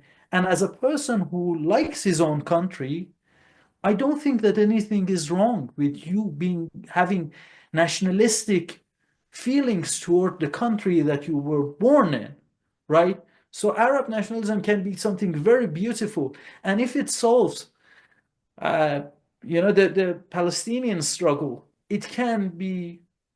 I will become an Arab nationalist tomorrow if that would be any solution to the Palestinian issue. But if But it's unfortunately, Oh, I was just going to say, if it's solidarity to Palestinians that constitutes, being part of Arab nationalism or, joining the Arab League, quote unquote, I would say even Ireland would qualify to be, Arab nationalists because their solidarity and dedication, especially being a Western country to stand up for Palestine, has been incredible. So if Arab nationalism is a thing and Saudi Arabia doesn't qualify, I would say that if there was a draft, Ireland should be in the top three, contenders if that's the case. yeah, again, so to just sort of wrap up what you asked me, and I went on this tangent. So I mean, this relationship between Iran and Saudi Arabia is not of mutual conflict, but of the nature of a unilateral conflict. The fact that Saudi Arabia is constantly held up to, like, Iran that existed under the Sassanid Empire, right? Still to this day, people use a certain kind of language, and you can feel their emotion behind the words. When somebody says Al-Furas al-Shia, which means the Persian Shias, and they say it as if they are trying to insult you, which is not, because I am indeed a Persian, I am Iranian, and I am Shia. So that's an accurate description of what I am. But the way that you are saying it, thinking that it is an insult, it clearly shows that this goes beyond, a simple disagreement in politics. You have a problem with my essence, with something that I have very little control over. I mean, no control over. I can't be born in any other race than I was born with, right? But that kind of shows the underlying racism that exists there. I'm not quite sure if I'm able to convey what I'm No, trying to say. you're making a very valid point because the interesting thing about religion versus culture and politics is in the context of Islam, it is the greatest equalizer, right? So in like the context of Islam, everyone is equal, regardless of socioeconomic class, race, ethnicity, political or economic ideology, and the list goes on and on. But when you see racism, right, in the context of, the Ummah, it kind of goes directly against the teachings of Islam, which I always found very interesting. But we see it all the time. We see anti-blackness. We see, anti-Iranian or Persian sentiments. I've seen anti-Kurdish sentiments. I've seen anti-subcontinental or South Asian sentiments against, Pakistanis and Indians. We see it all the time. And these practices are so normalized, but at the end of the day, it goes against the context of Islam because regardless of whatever ethnicity you are, a Muslim is a Muslim. Regardless of whatever sect you are, socioeconomic class you are, a Muslim is a Muslim. So I think when we see these acts of racism, right? Even if it's very subtle in nature, it's not upholding the teachings of Islam, and that goes back to what we were discussing earlier, the dogma versus the ideology and how both are very important in terms of practice. But I did want to segue into another very interesting topic. We just went over the relations between Saudi Arabia and Iran. We touched a couple of times on, China and Russia. So from my understanding, you said that China and Russia are not members, not to say it's an official organization or anything, but since they're not members of the Axis of Resistance, what are the political and economic relations between Iran as well as China and Russia? If you wanted to kind of go over that as well for my audience. Yeah, so I actually forgot the exact number of because resolutions have numbers, right? Resolution 1835, resolution like 1736. I forgot the exact number of this resolution, but Russia, Russian Federation, voted in favor of a resolution that calls Houthis, that designates Houthis as a terrorist group. So you can't be a part of the axis of resistance while you consider a very major part of the axis of resistance as terrorists, when you think of them as terrorists, when you vote in favor of them being designated as terrorists. But this goes back to the thing that Russian Federation, is not a part of the axis of resistance. You can think of it as I even honestly have a struggle to call it an observer state, because like inside BRICS, inside Shanghai Cooperation Organization, you have members, you have observer states, and you have like dialogue partners, right? I I even struggle with calling them an observer state, right? But maybe they're like dialogue at best. We can call them. Actually, the dialogue partner is a state above the observer state, if I remember correctly, inside the framework of Shanghai Cooperation Organization. I have to recheck that. But they are sort of like a dialogue partner to the axis of resistance, right?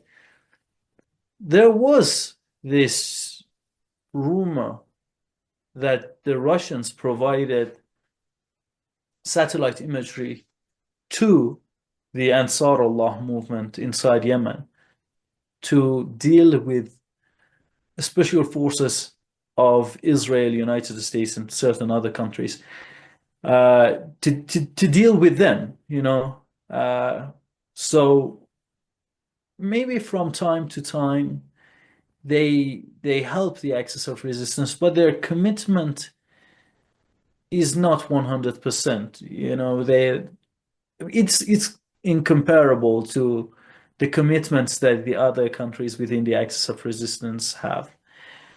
But during the recent years, I think that they have become more affiliated with the axis of resistance in a way. They are providing the Ansar Allah movement with Is it certain part of sorry, I had a quick question. Is it possible that China and Russia are affiliated with the Axis of Resistance because it's more like the enemy of my enemy is my friend, or is it different? marriage of convenience, right? We have same enemy. You hate them. We hate them. Maybe I can help you, and then help you to hurt them, and then use you as a negotiating leverage inside our talks, right? The recent meeting between the American politicians and Russian politicians were held in Saudi Arabia. And the person who was present from the American side was Steve Witkoff, who is the uh, United States, Trump's special envoy, if I remember correctly, to Middle East, and a special envoy of Trump to Iran, right? So this person who has a very major role in this sort of peace talk between Russia and United States happens to be the official that is in charge of United States policies in the Middle East. And I don't think that it is necessary for us to say that had it not been for his position, he wouldn't have been in that meeting, right? And the reason that he is in that meeting is maybe to ask for certain concessions from Russia to say, okay, you know, our greatest ally, Israel, is dealing with this collective. You are sort of helping this collective from time to time. Maybe this is a lever. This is something that we can negotiate on, and maybe this is something that you can give to us as a concession.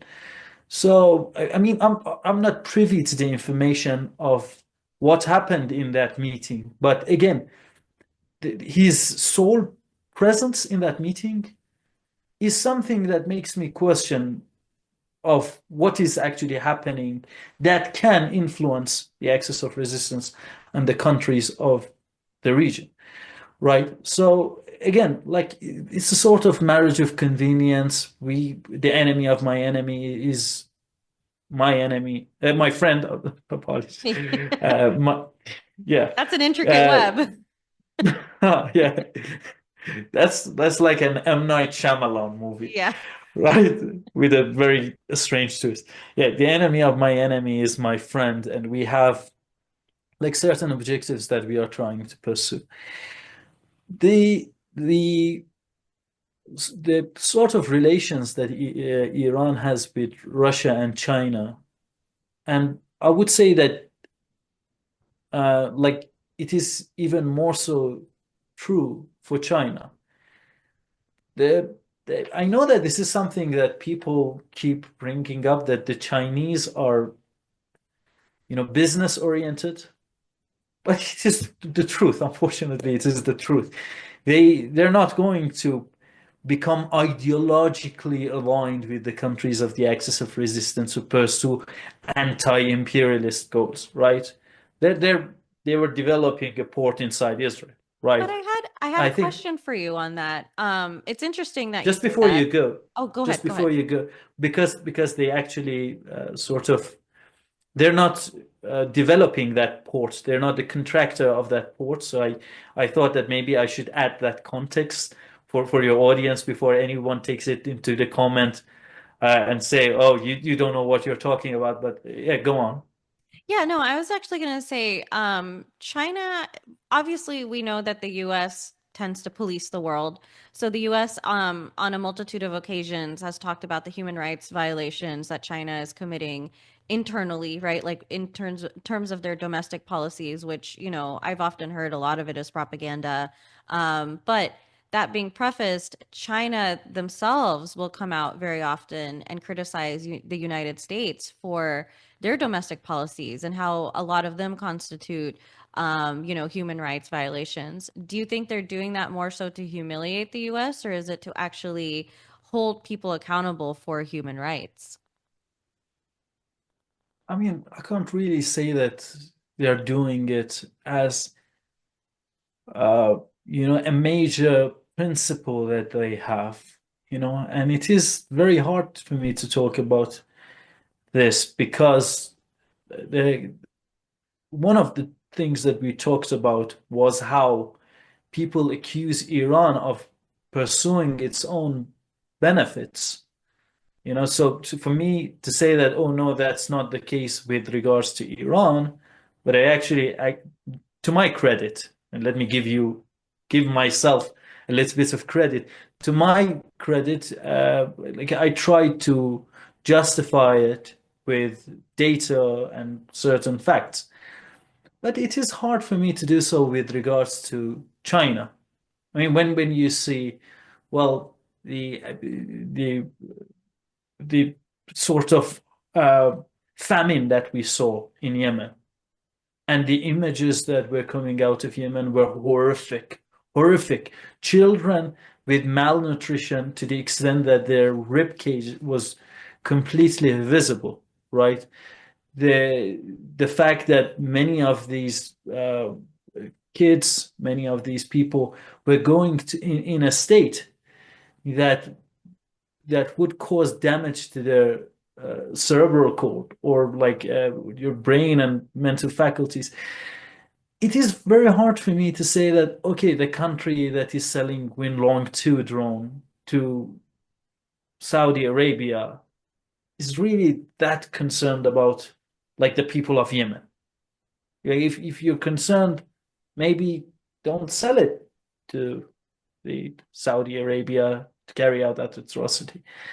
It's a little bit hard for me to do so, but I would say that China, one good thing about maybe you can justify it as a sort of like defense mechanism, right? To say that, okay, we're not doing the things that you are doing, so you shouldn't, accuse us of wrongdoings when you are doing these things. Maybe I'm not calling it, I'm not going so far as to call it like odious or anything, but I would think that it is a defensive mechanism that they are using in order to defend themselves, right? Any country has diplomats that defend them on the global stage. And I think that China is not a really outlier. It's not an outlier to say that, oh, they see themselves as be superior to that of needing to defend themselves or their reputation on the global stage, considering how much propaganda goes around about them. Uh, but one thing that differentiates the kind of things that China does is the fact that they build infrastructure. They build infrastructure, and that's a huge part of how China is different to United States. Even if we go by the most extremist versions and renditions of what China does, which by the Western media's narrative is the fact that they build these infrastructure for you at the price of exploiting your resources. Even if we go by that definition, still there's a world of difference between China and the United States. So, I mean, these are both Russia and China, both of them are great countries, and the least bit of thing that they are doing is creating bricks. They are uh, they are creating Shanghai Cooperation Organization, not creating, but so much as, helping, playing a pivotal role in those collectives. And this is to the betterment of the humanity. This is in favor of the humanity and its interest in long term, right? And the Chinese government, they come up with a lot of technological goods that countries of the global south use. In many places around the world, they uh, act as a very positive actor, right? So I give them that credit. In developing different countries, even if you just imagine the fact that they supply people, the people in the world with goods, commodities. The added value of what they do in the world, I think, is a net positive in a very large degree to then that of a United States or any European country, to be honest. So they are most certainly allies, and if we saw their vision, which is multipolarity, manifest itself in the world, I think that that would be to the benefit of every country around the world, and it will definitely come to the ire of United States that they are doing these things against them. So at the most neutral or rendition, I can say that they are great equalizers and they are dialogue partners of the axis of resistance. But yeah, to think that they're like an integral part of the axis of resistance. Yes, when we talk about like Hezbollah, they're a group, they're not state actors, but the sum of their contribution to the axis of resistance is much greater than a country that has a GDP, the largest GDP in the world, like 18%, if I remember correctly. I might be wrong, but like 18% GDP of the whole world. And the contribution of this small group within the axis of resistance is higher than your collective contribution to this collective. So in that sense, again, like I have a very hard time calling them, a member of the axis of resistance. Of course. And, this is actually an episode I want to do later on, maybe after Ramadan, inshallah. But I'm glad you actually touched on the topic of how China and the United States kind of interact with other countries.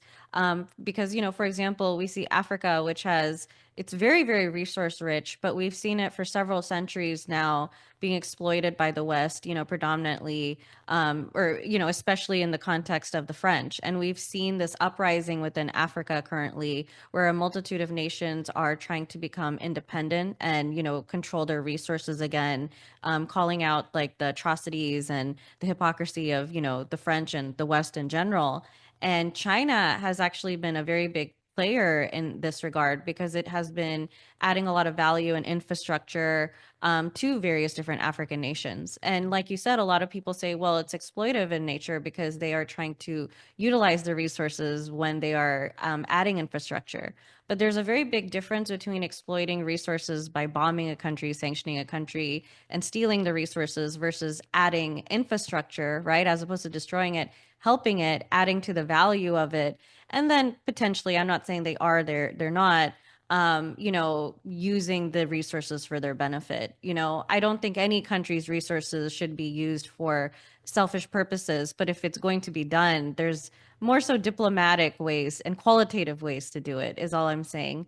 But we're getting towards the end of this interview. I had a question for you. Of course, I love ending with difficult questions, not to say that the rest of the questions I asked you were easy by any means.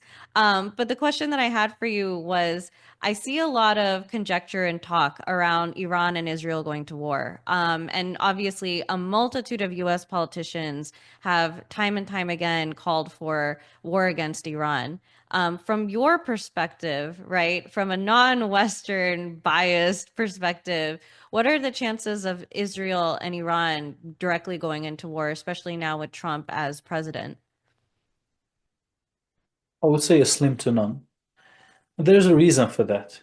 Look, we have, uh, let me say this first. A lot of times, people get caught up in the specifics rather than general concepts.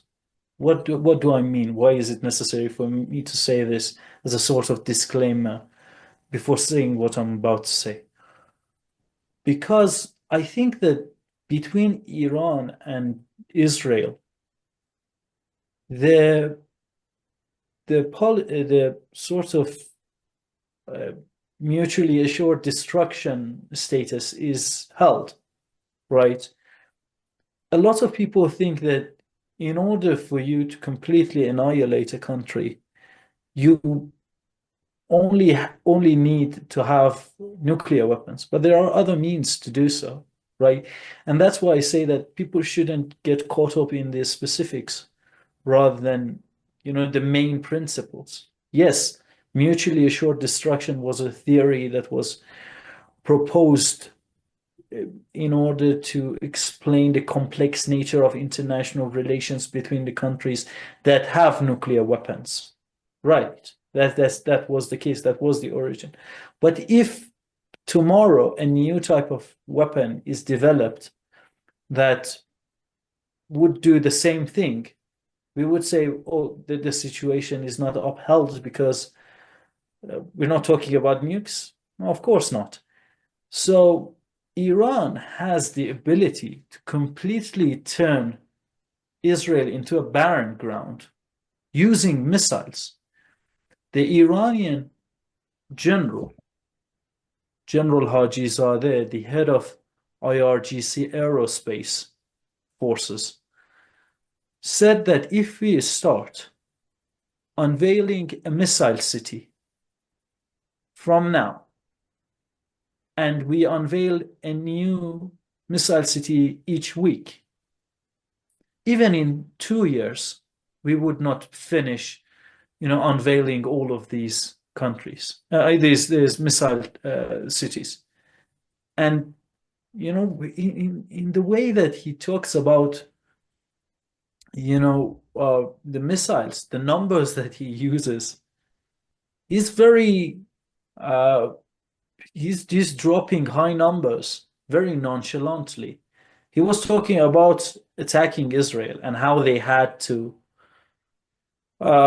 sort of bargain with the politicians, because the politicians inside Iran who are currently in control of the government are reformist politicians. And they're liberals. And when I say liberals, I do not mean as it pertains to individual rights. I mean as it pertains to international relations, right? The fact that, liberalism in international relations theory believes that, well, you have United Nations, and United Nations will prevent atrocities such as what we saw in Palestine happening from ever happening, right? But that is, I'm paraphrasing. It is actually more complicated than that. But in order to not digress any further than what I have digressed, I had to simplify things. So he says that, we had to bargain to use 200 missiles. And 200 missile is a rather big number.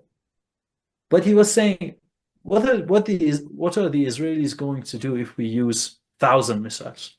And the way that he was saying that very nonchalantly is rather impressive. It speaks volume as how much of sheer damage he can unleash on Israel, right? Just through missiles alone. right?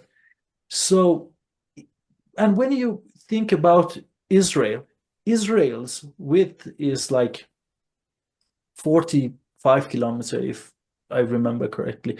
When we talk about Israel's width, we mean Palestinian, the width of the Palestinian territories. It's like 45 kilometers, 75 kilometers. That's nothing. That's the distance that people commune inside Iran to get to their work and return back home. Palestine is a very small country, and because what I'm about to say is very derogatory, I will say Israel. Israel is a very puny piece of land that is very easy to crush, right? The amount of sheer brutal force that Iran can unleash on Israel is unimaginable, right? Iran can go through Israel twice, take a break, go through the country twice, and then negotiate with United States. Let me put it this way. Iran can do to Israel what it did to Palestine. So, because Iran is such a big country, right? And it's a nuclear threshold country. So it just this constant uh, you know rumors or agitations that people come up with, we are going to attack Iran. I'm referring to the Israeli war criminals. It's just the attempts by desperate regime in order to face to sort of preserve some sort of reputation amongst its supporters when they had to make a deal with Hamas, a military group, a very small military group, not state actor, right? Because they are under heavy criticism for the sort of ceasefire agreement that they had with Hamas, right? So they have to resort into that kind of language, and they have to use that kind of rhetoric in order to, save face. But on the other hand, let us not forget that by different estimation, Israel has uh, anything between 40 to 800 nuclear warheads at its disposal, right? So they can severely hurt Iran too, right?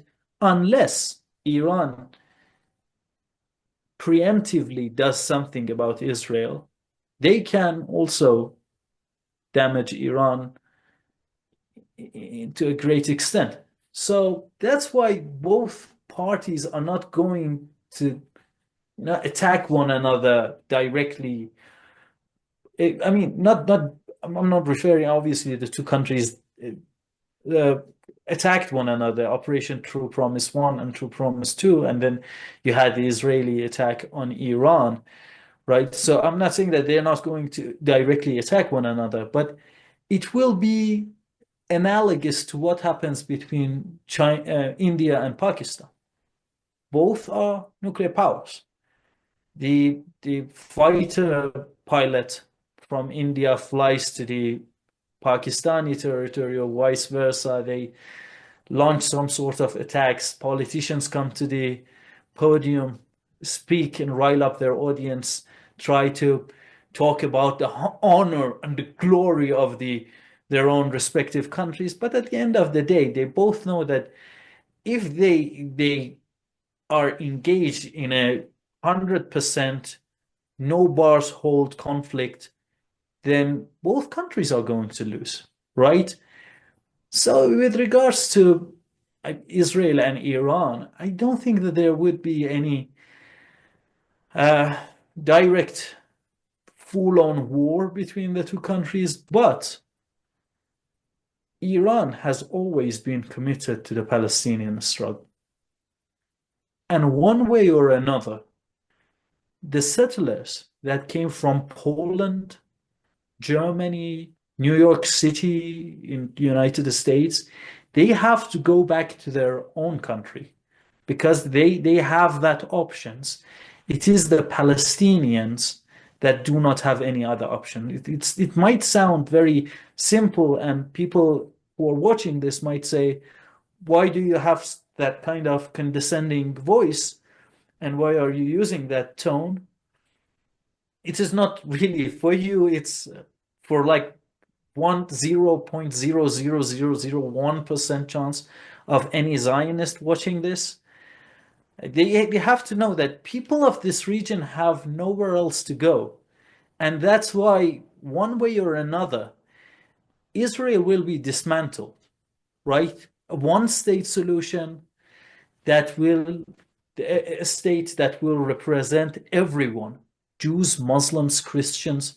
Remember, one of the great churches in the world, Bethlehem Church, exists inside Palestine. It is the intersection, it is sort of like the crossroad of the Abrahamic religions, where all these people have lived in harmony with one another until this cancerous tumor, Israel, uh, was created by British mandate through imperialism and colonialism. Until that point in time, everyone was living in peace and harmony.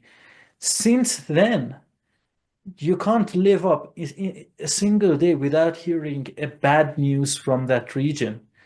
Iran's main objective is to turn back time to when everything was good, to the time that everyone was living in peace and harmony, including the Jews, right? The Jews that were, uh, Native to that region. native to that region. So, when I said that, a full-on, no bars hold war between Iran and Israel is not going to happen. It doesn't mean that Iran is going to stop the support for the groups within the axis of resistance, stop pursuing the policies that it is constantly coming up with in order to, make this land be representative of every identity that lives in that land. So, yeah. Well, I have one more question for you, and then I will be out of your hair. Our interviews always go on very long, but I have so much gratitude for them because I know my audience is learning so much, but to be candid, I am also as an individual learning so much. So I'm always humbled to have you on. Thank you. The final question that I had for you, and you may laugh at it, is what are your thoughts on the multitude of times we've heard Western criticism of Iranian domestic policies? That is my final question for you. Oh, that's honestly a very loaded question. Very loaded. That can be the subject of an entire interview. But I would say that, you know, uh, both the politicians who are saying these things and the credulous crowd that are repeating them do not really know what is happening inside Iran. And if they knew what is happening inside Iran, they would start asking very dangerous questions. Like, if a country that is under sanctions, that has been under sanctions for the past 47 years, can do this for its population, then why is it that we, the people who are living in the United States with the highest nominal GDP in the world, why is it that we can't have that? I'll give you an example. I have a master's degree in artificial intelligence and robotics, and a bachelor's degree in software engineering, right? Computer science. In Iran, we call it software engineering. So it was a force of habit for me to repeat that, Globally, it is known as the computer science. I didn't have to spend a dime on those degrees. If you go through let me elaborate further. If you go through those that kind of education, and if you don't fail any class, right, you don't have to pay a dime. Obviously, if you fail, it shows that you're not really committed to your education. So why should the taxpayers fund your constant failure? So I'm not saying that you don't have to pay anything. You have to pay for the class if you fail it, right? But we have tuition-free colleges and universities inside Iran. Again, to add insult to the injury, I studied in University of Shiraz, that in the ranking of Iranian universities became the major top university inside Iran, right? That's the equivalent of Ivy League schools in United States, right? Shiraz University for Iran is equivalent to Harvard for United States. I didn't have to pay a dime. Why is it that Americans don't have access to tuition-free universities and colleges? Why? When they are living in a country that imposes sanctions on my country, like they are so out of this. It's like the things that we have to deal with, economic issues that we have to deal with, that they are the ones that are imposing sanctions.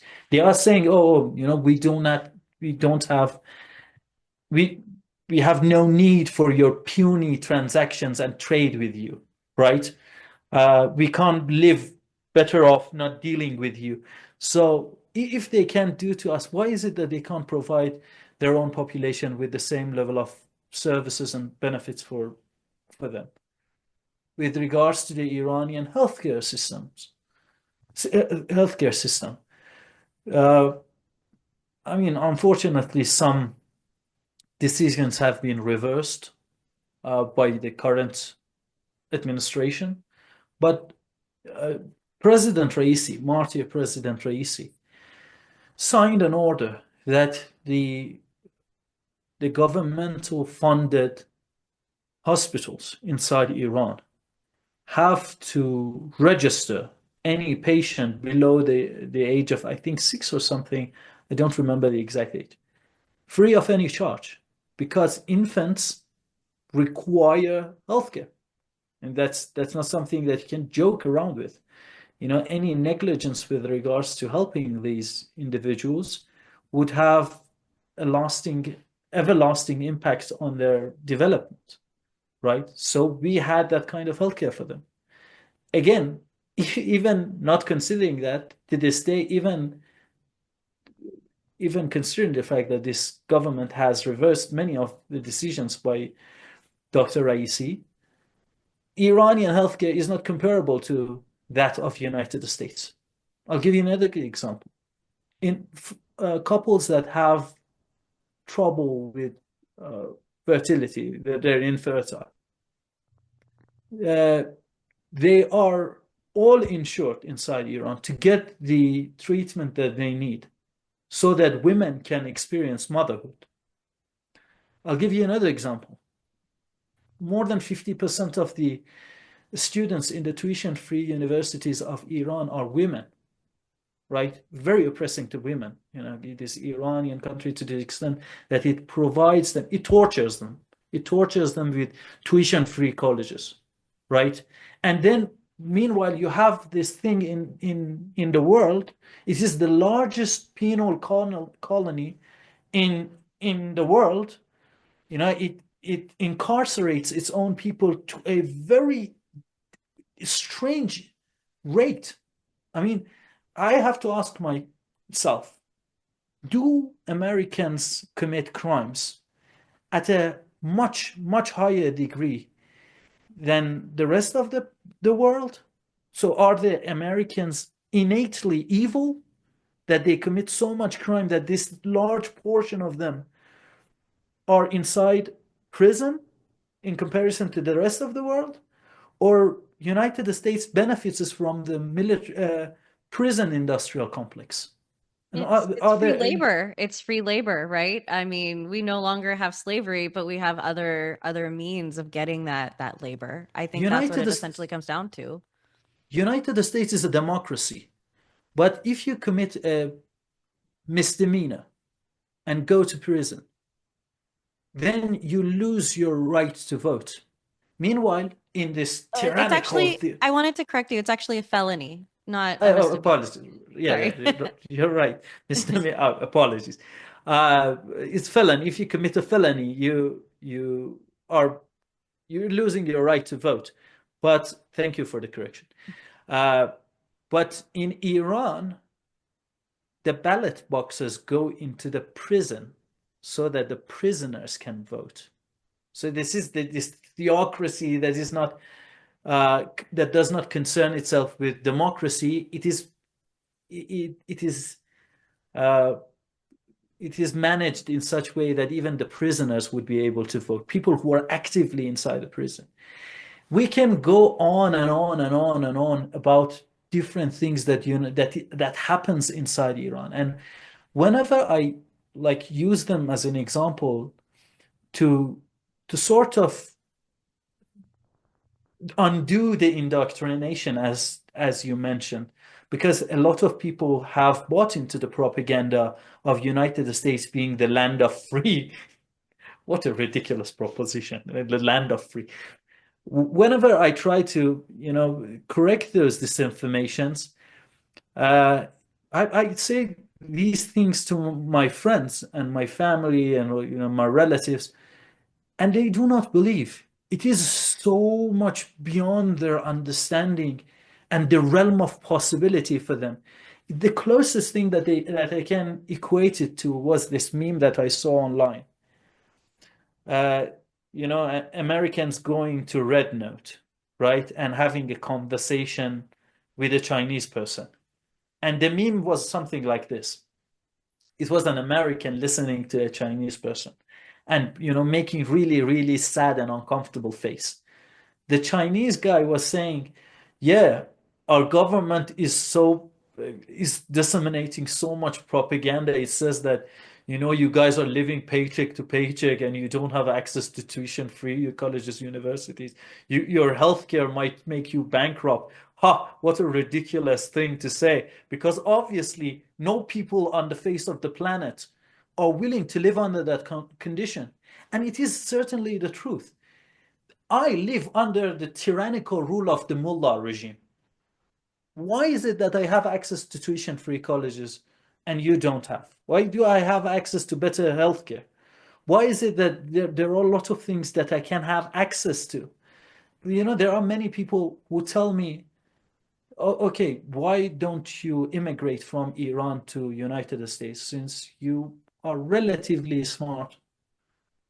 You have above average intelligence and you have degree in artificial intelligence robotics. That's a very popular and trendy degree, right? Why don't you go to United States?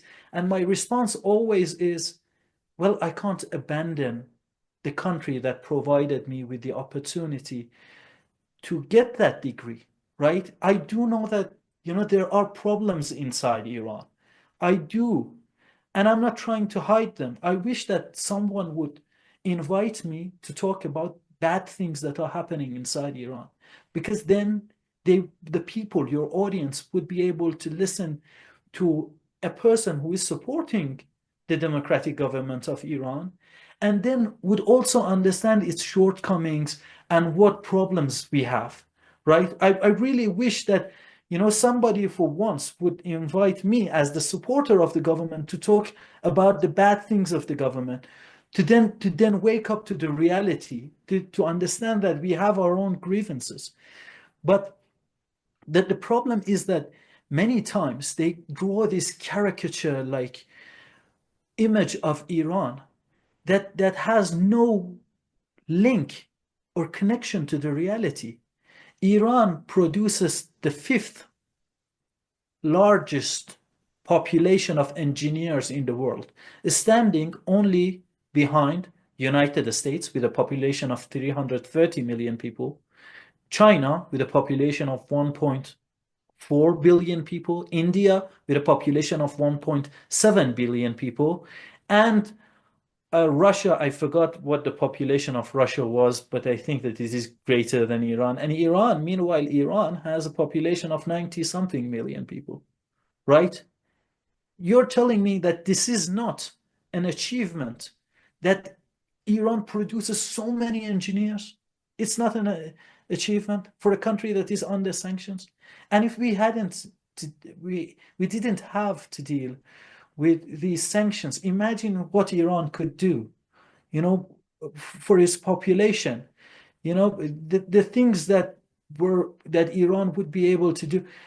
I'll give you another example. The people inside Iran who are retired, and I think that I mentioned this once before on your show, and they're retired, so they don't have any source of income because of the fact that some people in Western countries, they have to work even after their retirement.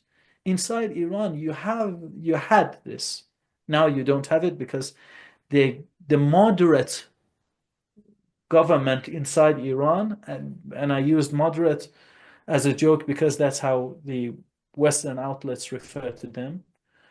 It's moderate more so in the form of how the Syrian rebels were moderate. They were chopping heads and everything. So anytime that you are doing the bidding of United States and NATO alliance, you become moderate, no matter how harsh you are in your methods.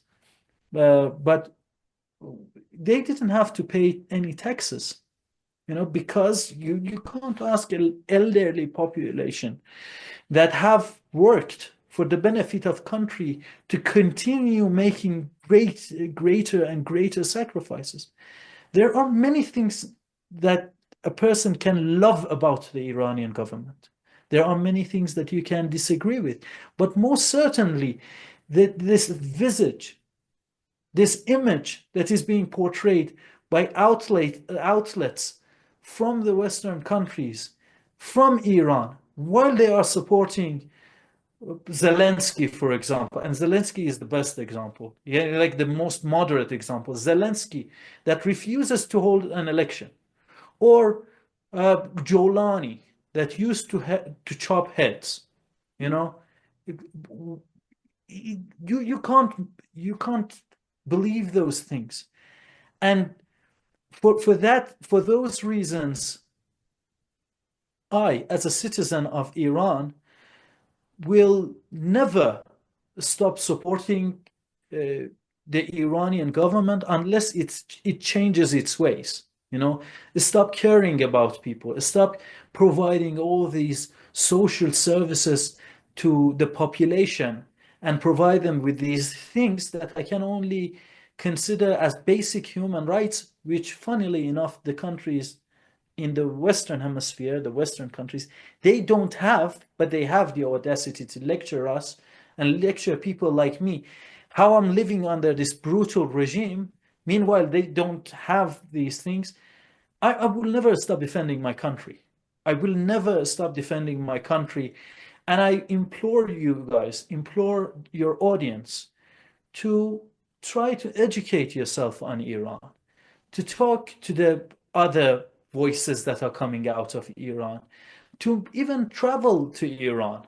You know, go and if you think that Iran is too dangerous to travel to, go to YouTube and watch what the bloggers do, right? Watch them coming to Iran, and they say that it is one of the best experiences in their life. How they talk about Iran is one of the only countries that they are willing to travel to twice or thrice or like multiple times, because the people are so warm and the country is so peaceful. I saw this Irish guy saying, Iran is so safe that I feel, no, it was an Australian guy, I think. He was saying that Iran is much safer than Australia. Come to Iran so that you see what kind of delicious foods that we have, like to experience different dishes inside Iran, to make personal connection, so that you would understand that you shouldn't listen to, for example, Masih Alinejad that goes to Fox News. This person, this individual, has received $834,000 during 46 transactions, and you can go to US government website and see this person listed as a recipient of financial aid by United States, and how this person is the employee of United States Voice of America channel that is funded by the State Department. Do not listen to these people. They have vested interest in depicting a bad image of Iran. Make personal connection. Talk to Iranians. Come to Iran. Experience the feeling that you can only experience inside Iran of how things can be bad and good at the same time. And, many of the things that they portray to you being the total opposite of reality itself. So, yeah, I mean, that's what I can say. Because, like, despite the fact that you said that it was going to be a small question, and then I rambled on and on and on. Despite what I said, the exposure of people to that kind of narrative is much greater than what I can do in a limited time. So there is no substitute for them coming to Iran and experiencing it for themselves and understand what a beautiful and honestly awesome country Iran is. Isan, thank you so, so much. Like, so much gratitude. You're always so humble. You're always so kind.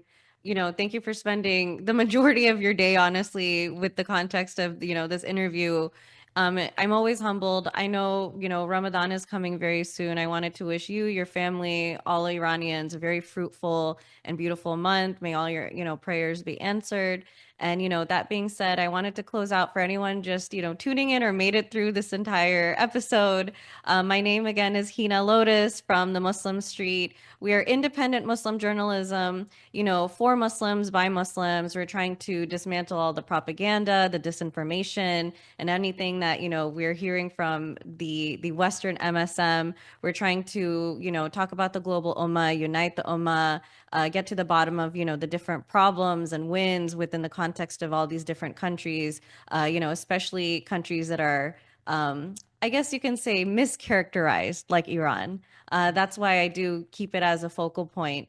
But that being said, if anyone wants to write for a periodical for the Muslim Street, you can please go to www.themuslimstreet.com. If you want to reach out to me personally, I am on X. You can reach out to me. My handle on X is, I'm going to spell it for everyone, INTREPIDLOTUS. And Isan, I'm sure there's a multitude of people that want to reach out to you if you want to share your email address. I know you have a Telegram, X. Please shout yourself out. I'm sure plenty of people want to reach out to you with a multitude of questions. Thanks for inviting me to your show. And if people have any question or want to follow me, I have a Telegram channel in which I try to post more in-depth analysis of the Iranian event in comparison to my X account. My Telegram is at political aficionado. Uh, my X account, uh, the handle for my X account is Safarnejad underline IR. Since you spelled your account, which is a very wise thing because my name is rather hard to spell. That's SAFARNEJAD underscore IR. So they can, uh, you know, uh, follow me on X, and I have uh, the YouTube show called Political Aficionado. At the moment, I'm not really posting a lot on my Twitter on YouTube. Apologies, but like I have plans for growing my YouTube channel as well, and that is the place that they can have access to video content. But for now, I think that the best way to you know be in touch with me or follow me is my X account, my Twitter account at Safarnejad underline IR. And I have also Blue Sky, but I rarely post on that. But if I'm sure that if you Google my name on that, you will be able to find it. Thank you, Son. If you enjoyed this episode, if you'd like to see more, please support us. You can follow us on X. It's at The Muslim Street. You can also follow us on Facebook. We're also on YouTube. We're definitely trying to grow our channel, so please subscribe. Please reach out to me if you have any comments, concerns, or questions. And definitely let us know if you want to see more content about Iran. It's definitely one of my favorite subjects. I've learned so much during this episode, to be candid. And if you'd like to see Hassan back on, please let us know. But thank you so much again. Super humbled to have you. Please have a fruitful Ramadan. And, to the rest of the Muslim Street audience, we will, not be recording for the month of Ramadan, but we will be back afterwards with, plenty of new content. So, please reach out to us, subscribe, like, share, comment, and we'll, inshallah, see everyone soon. I hope everyone has a great night.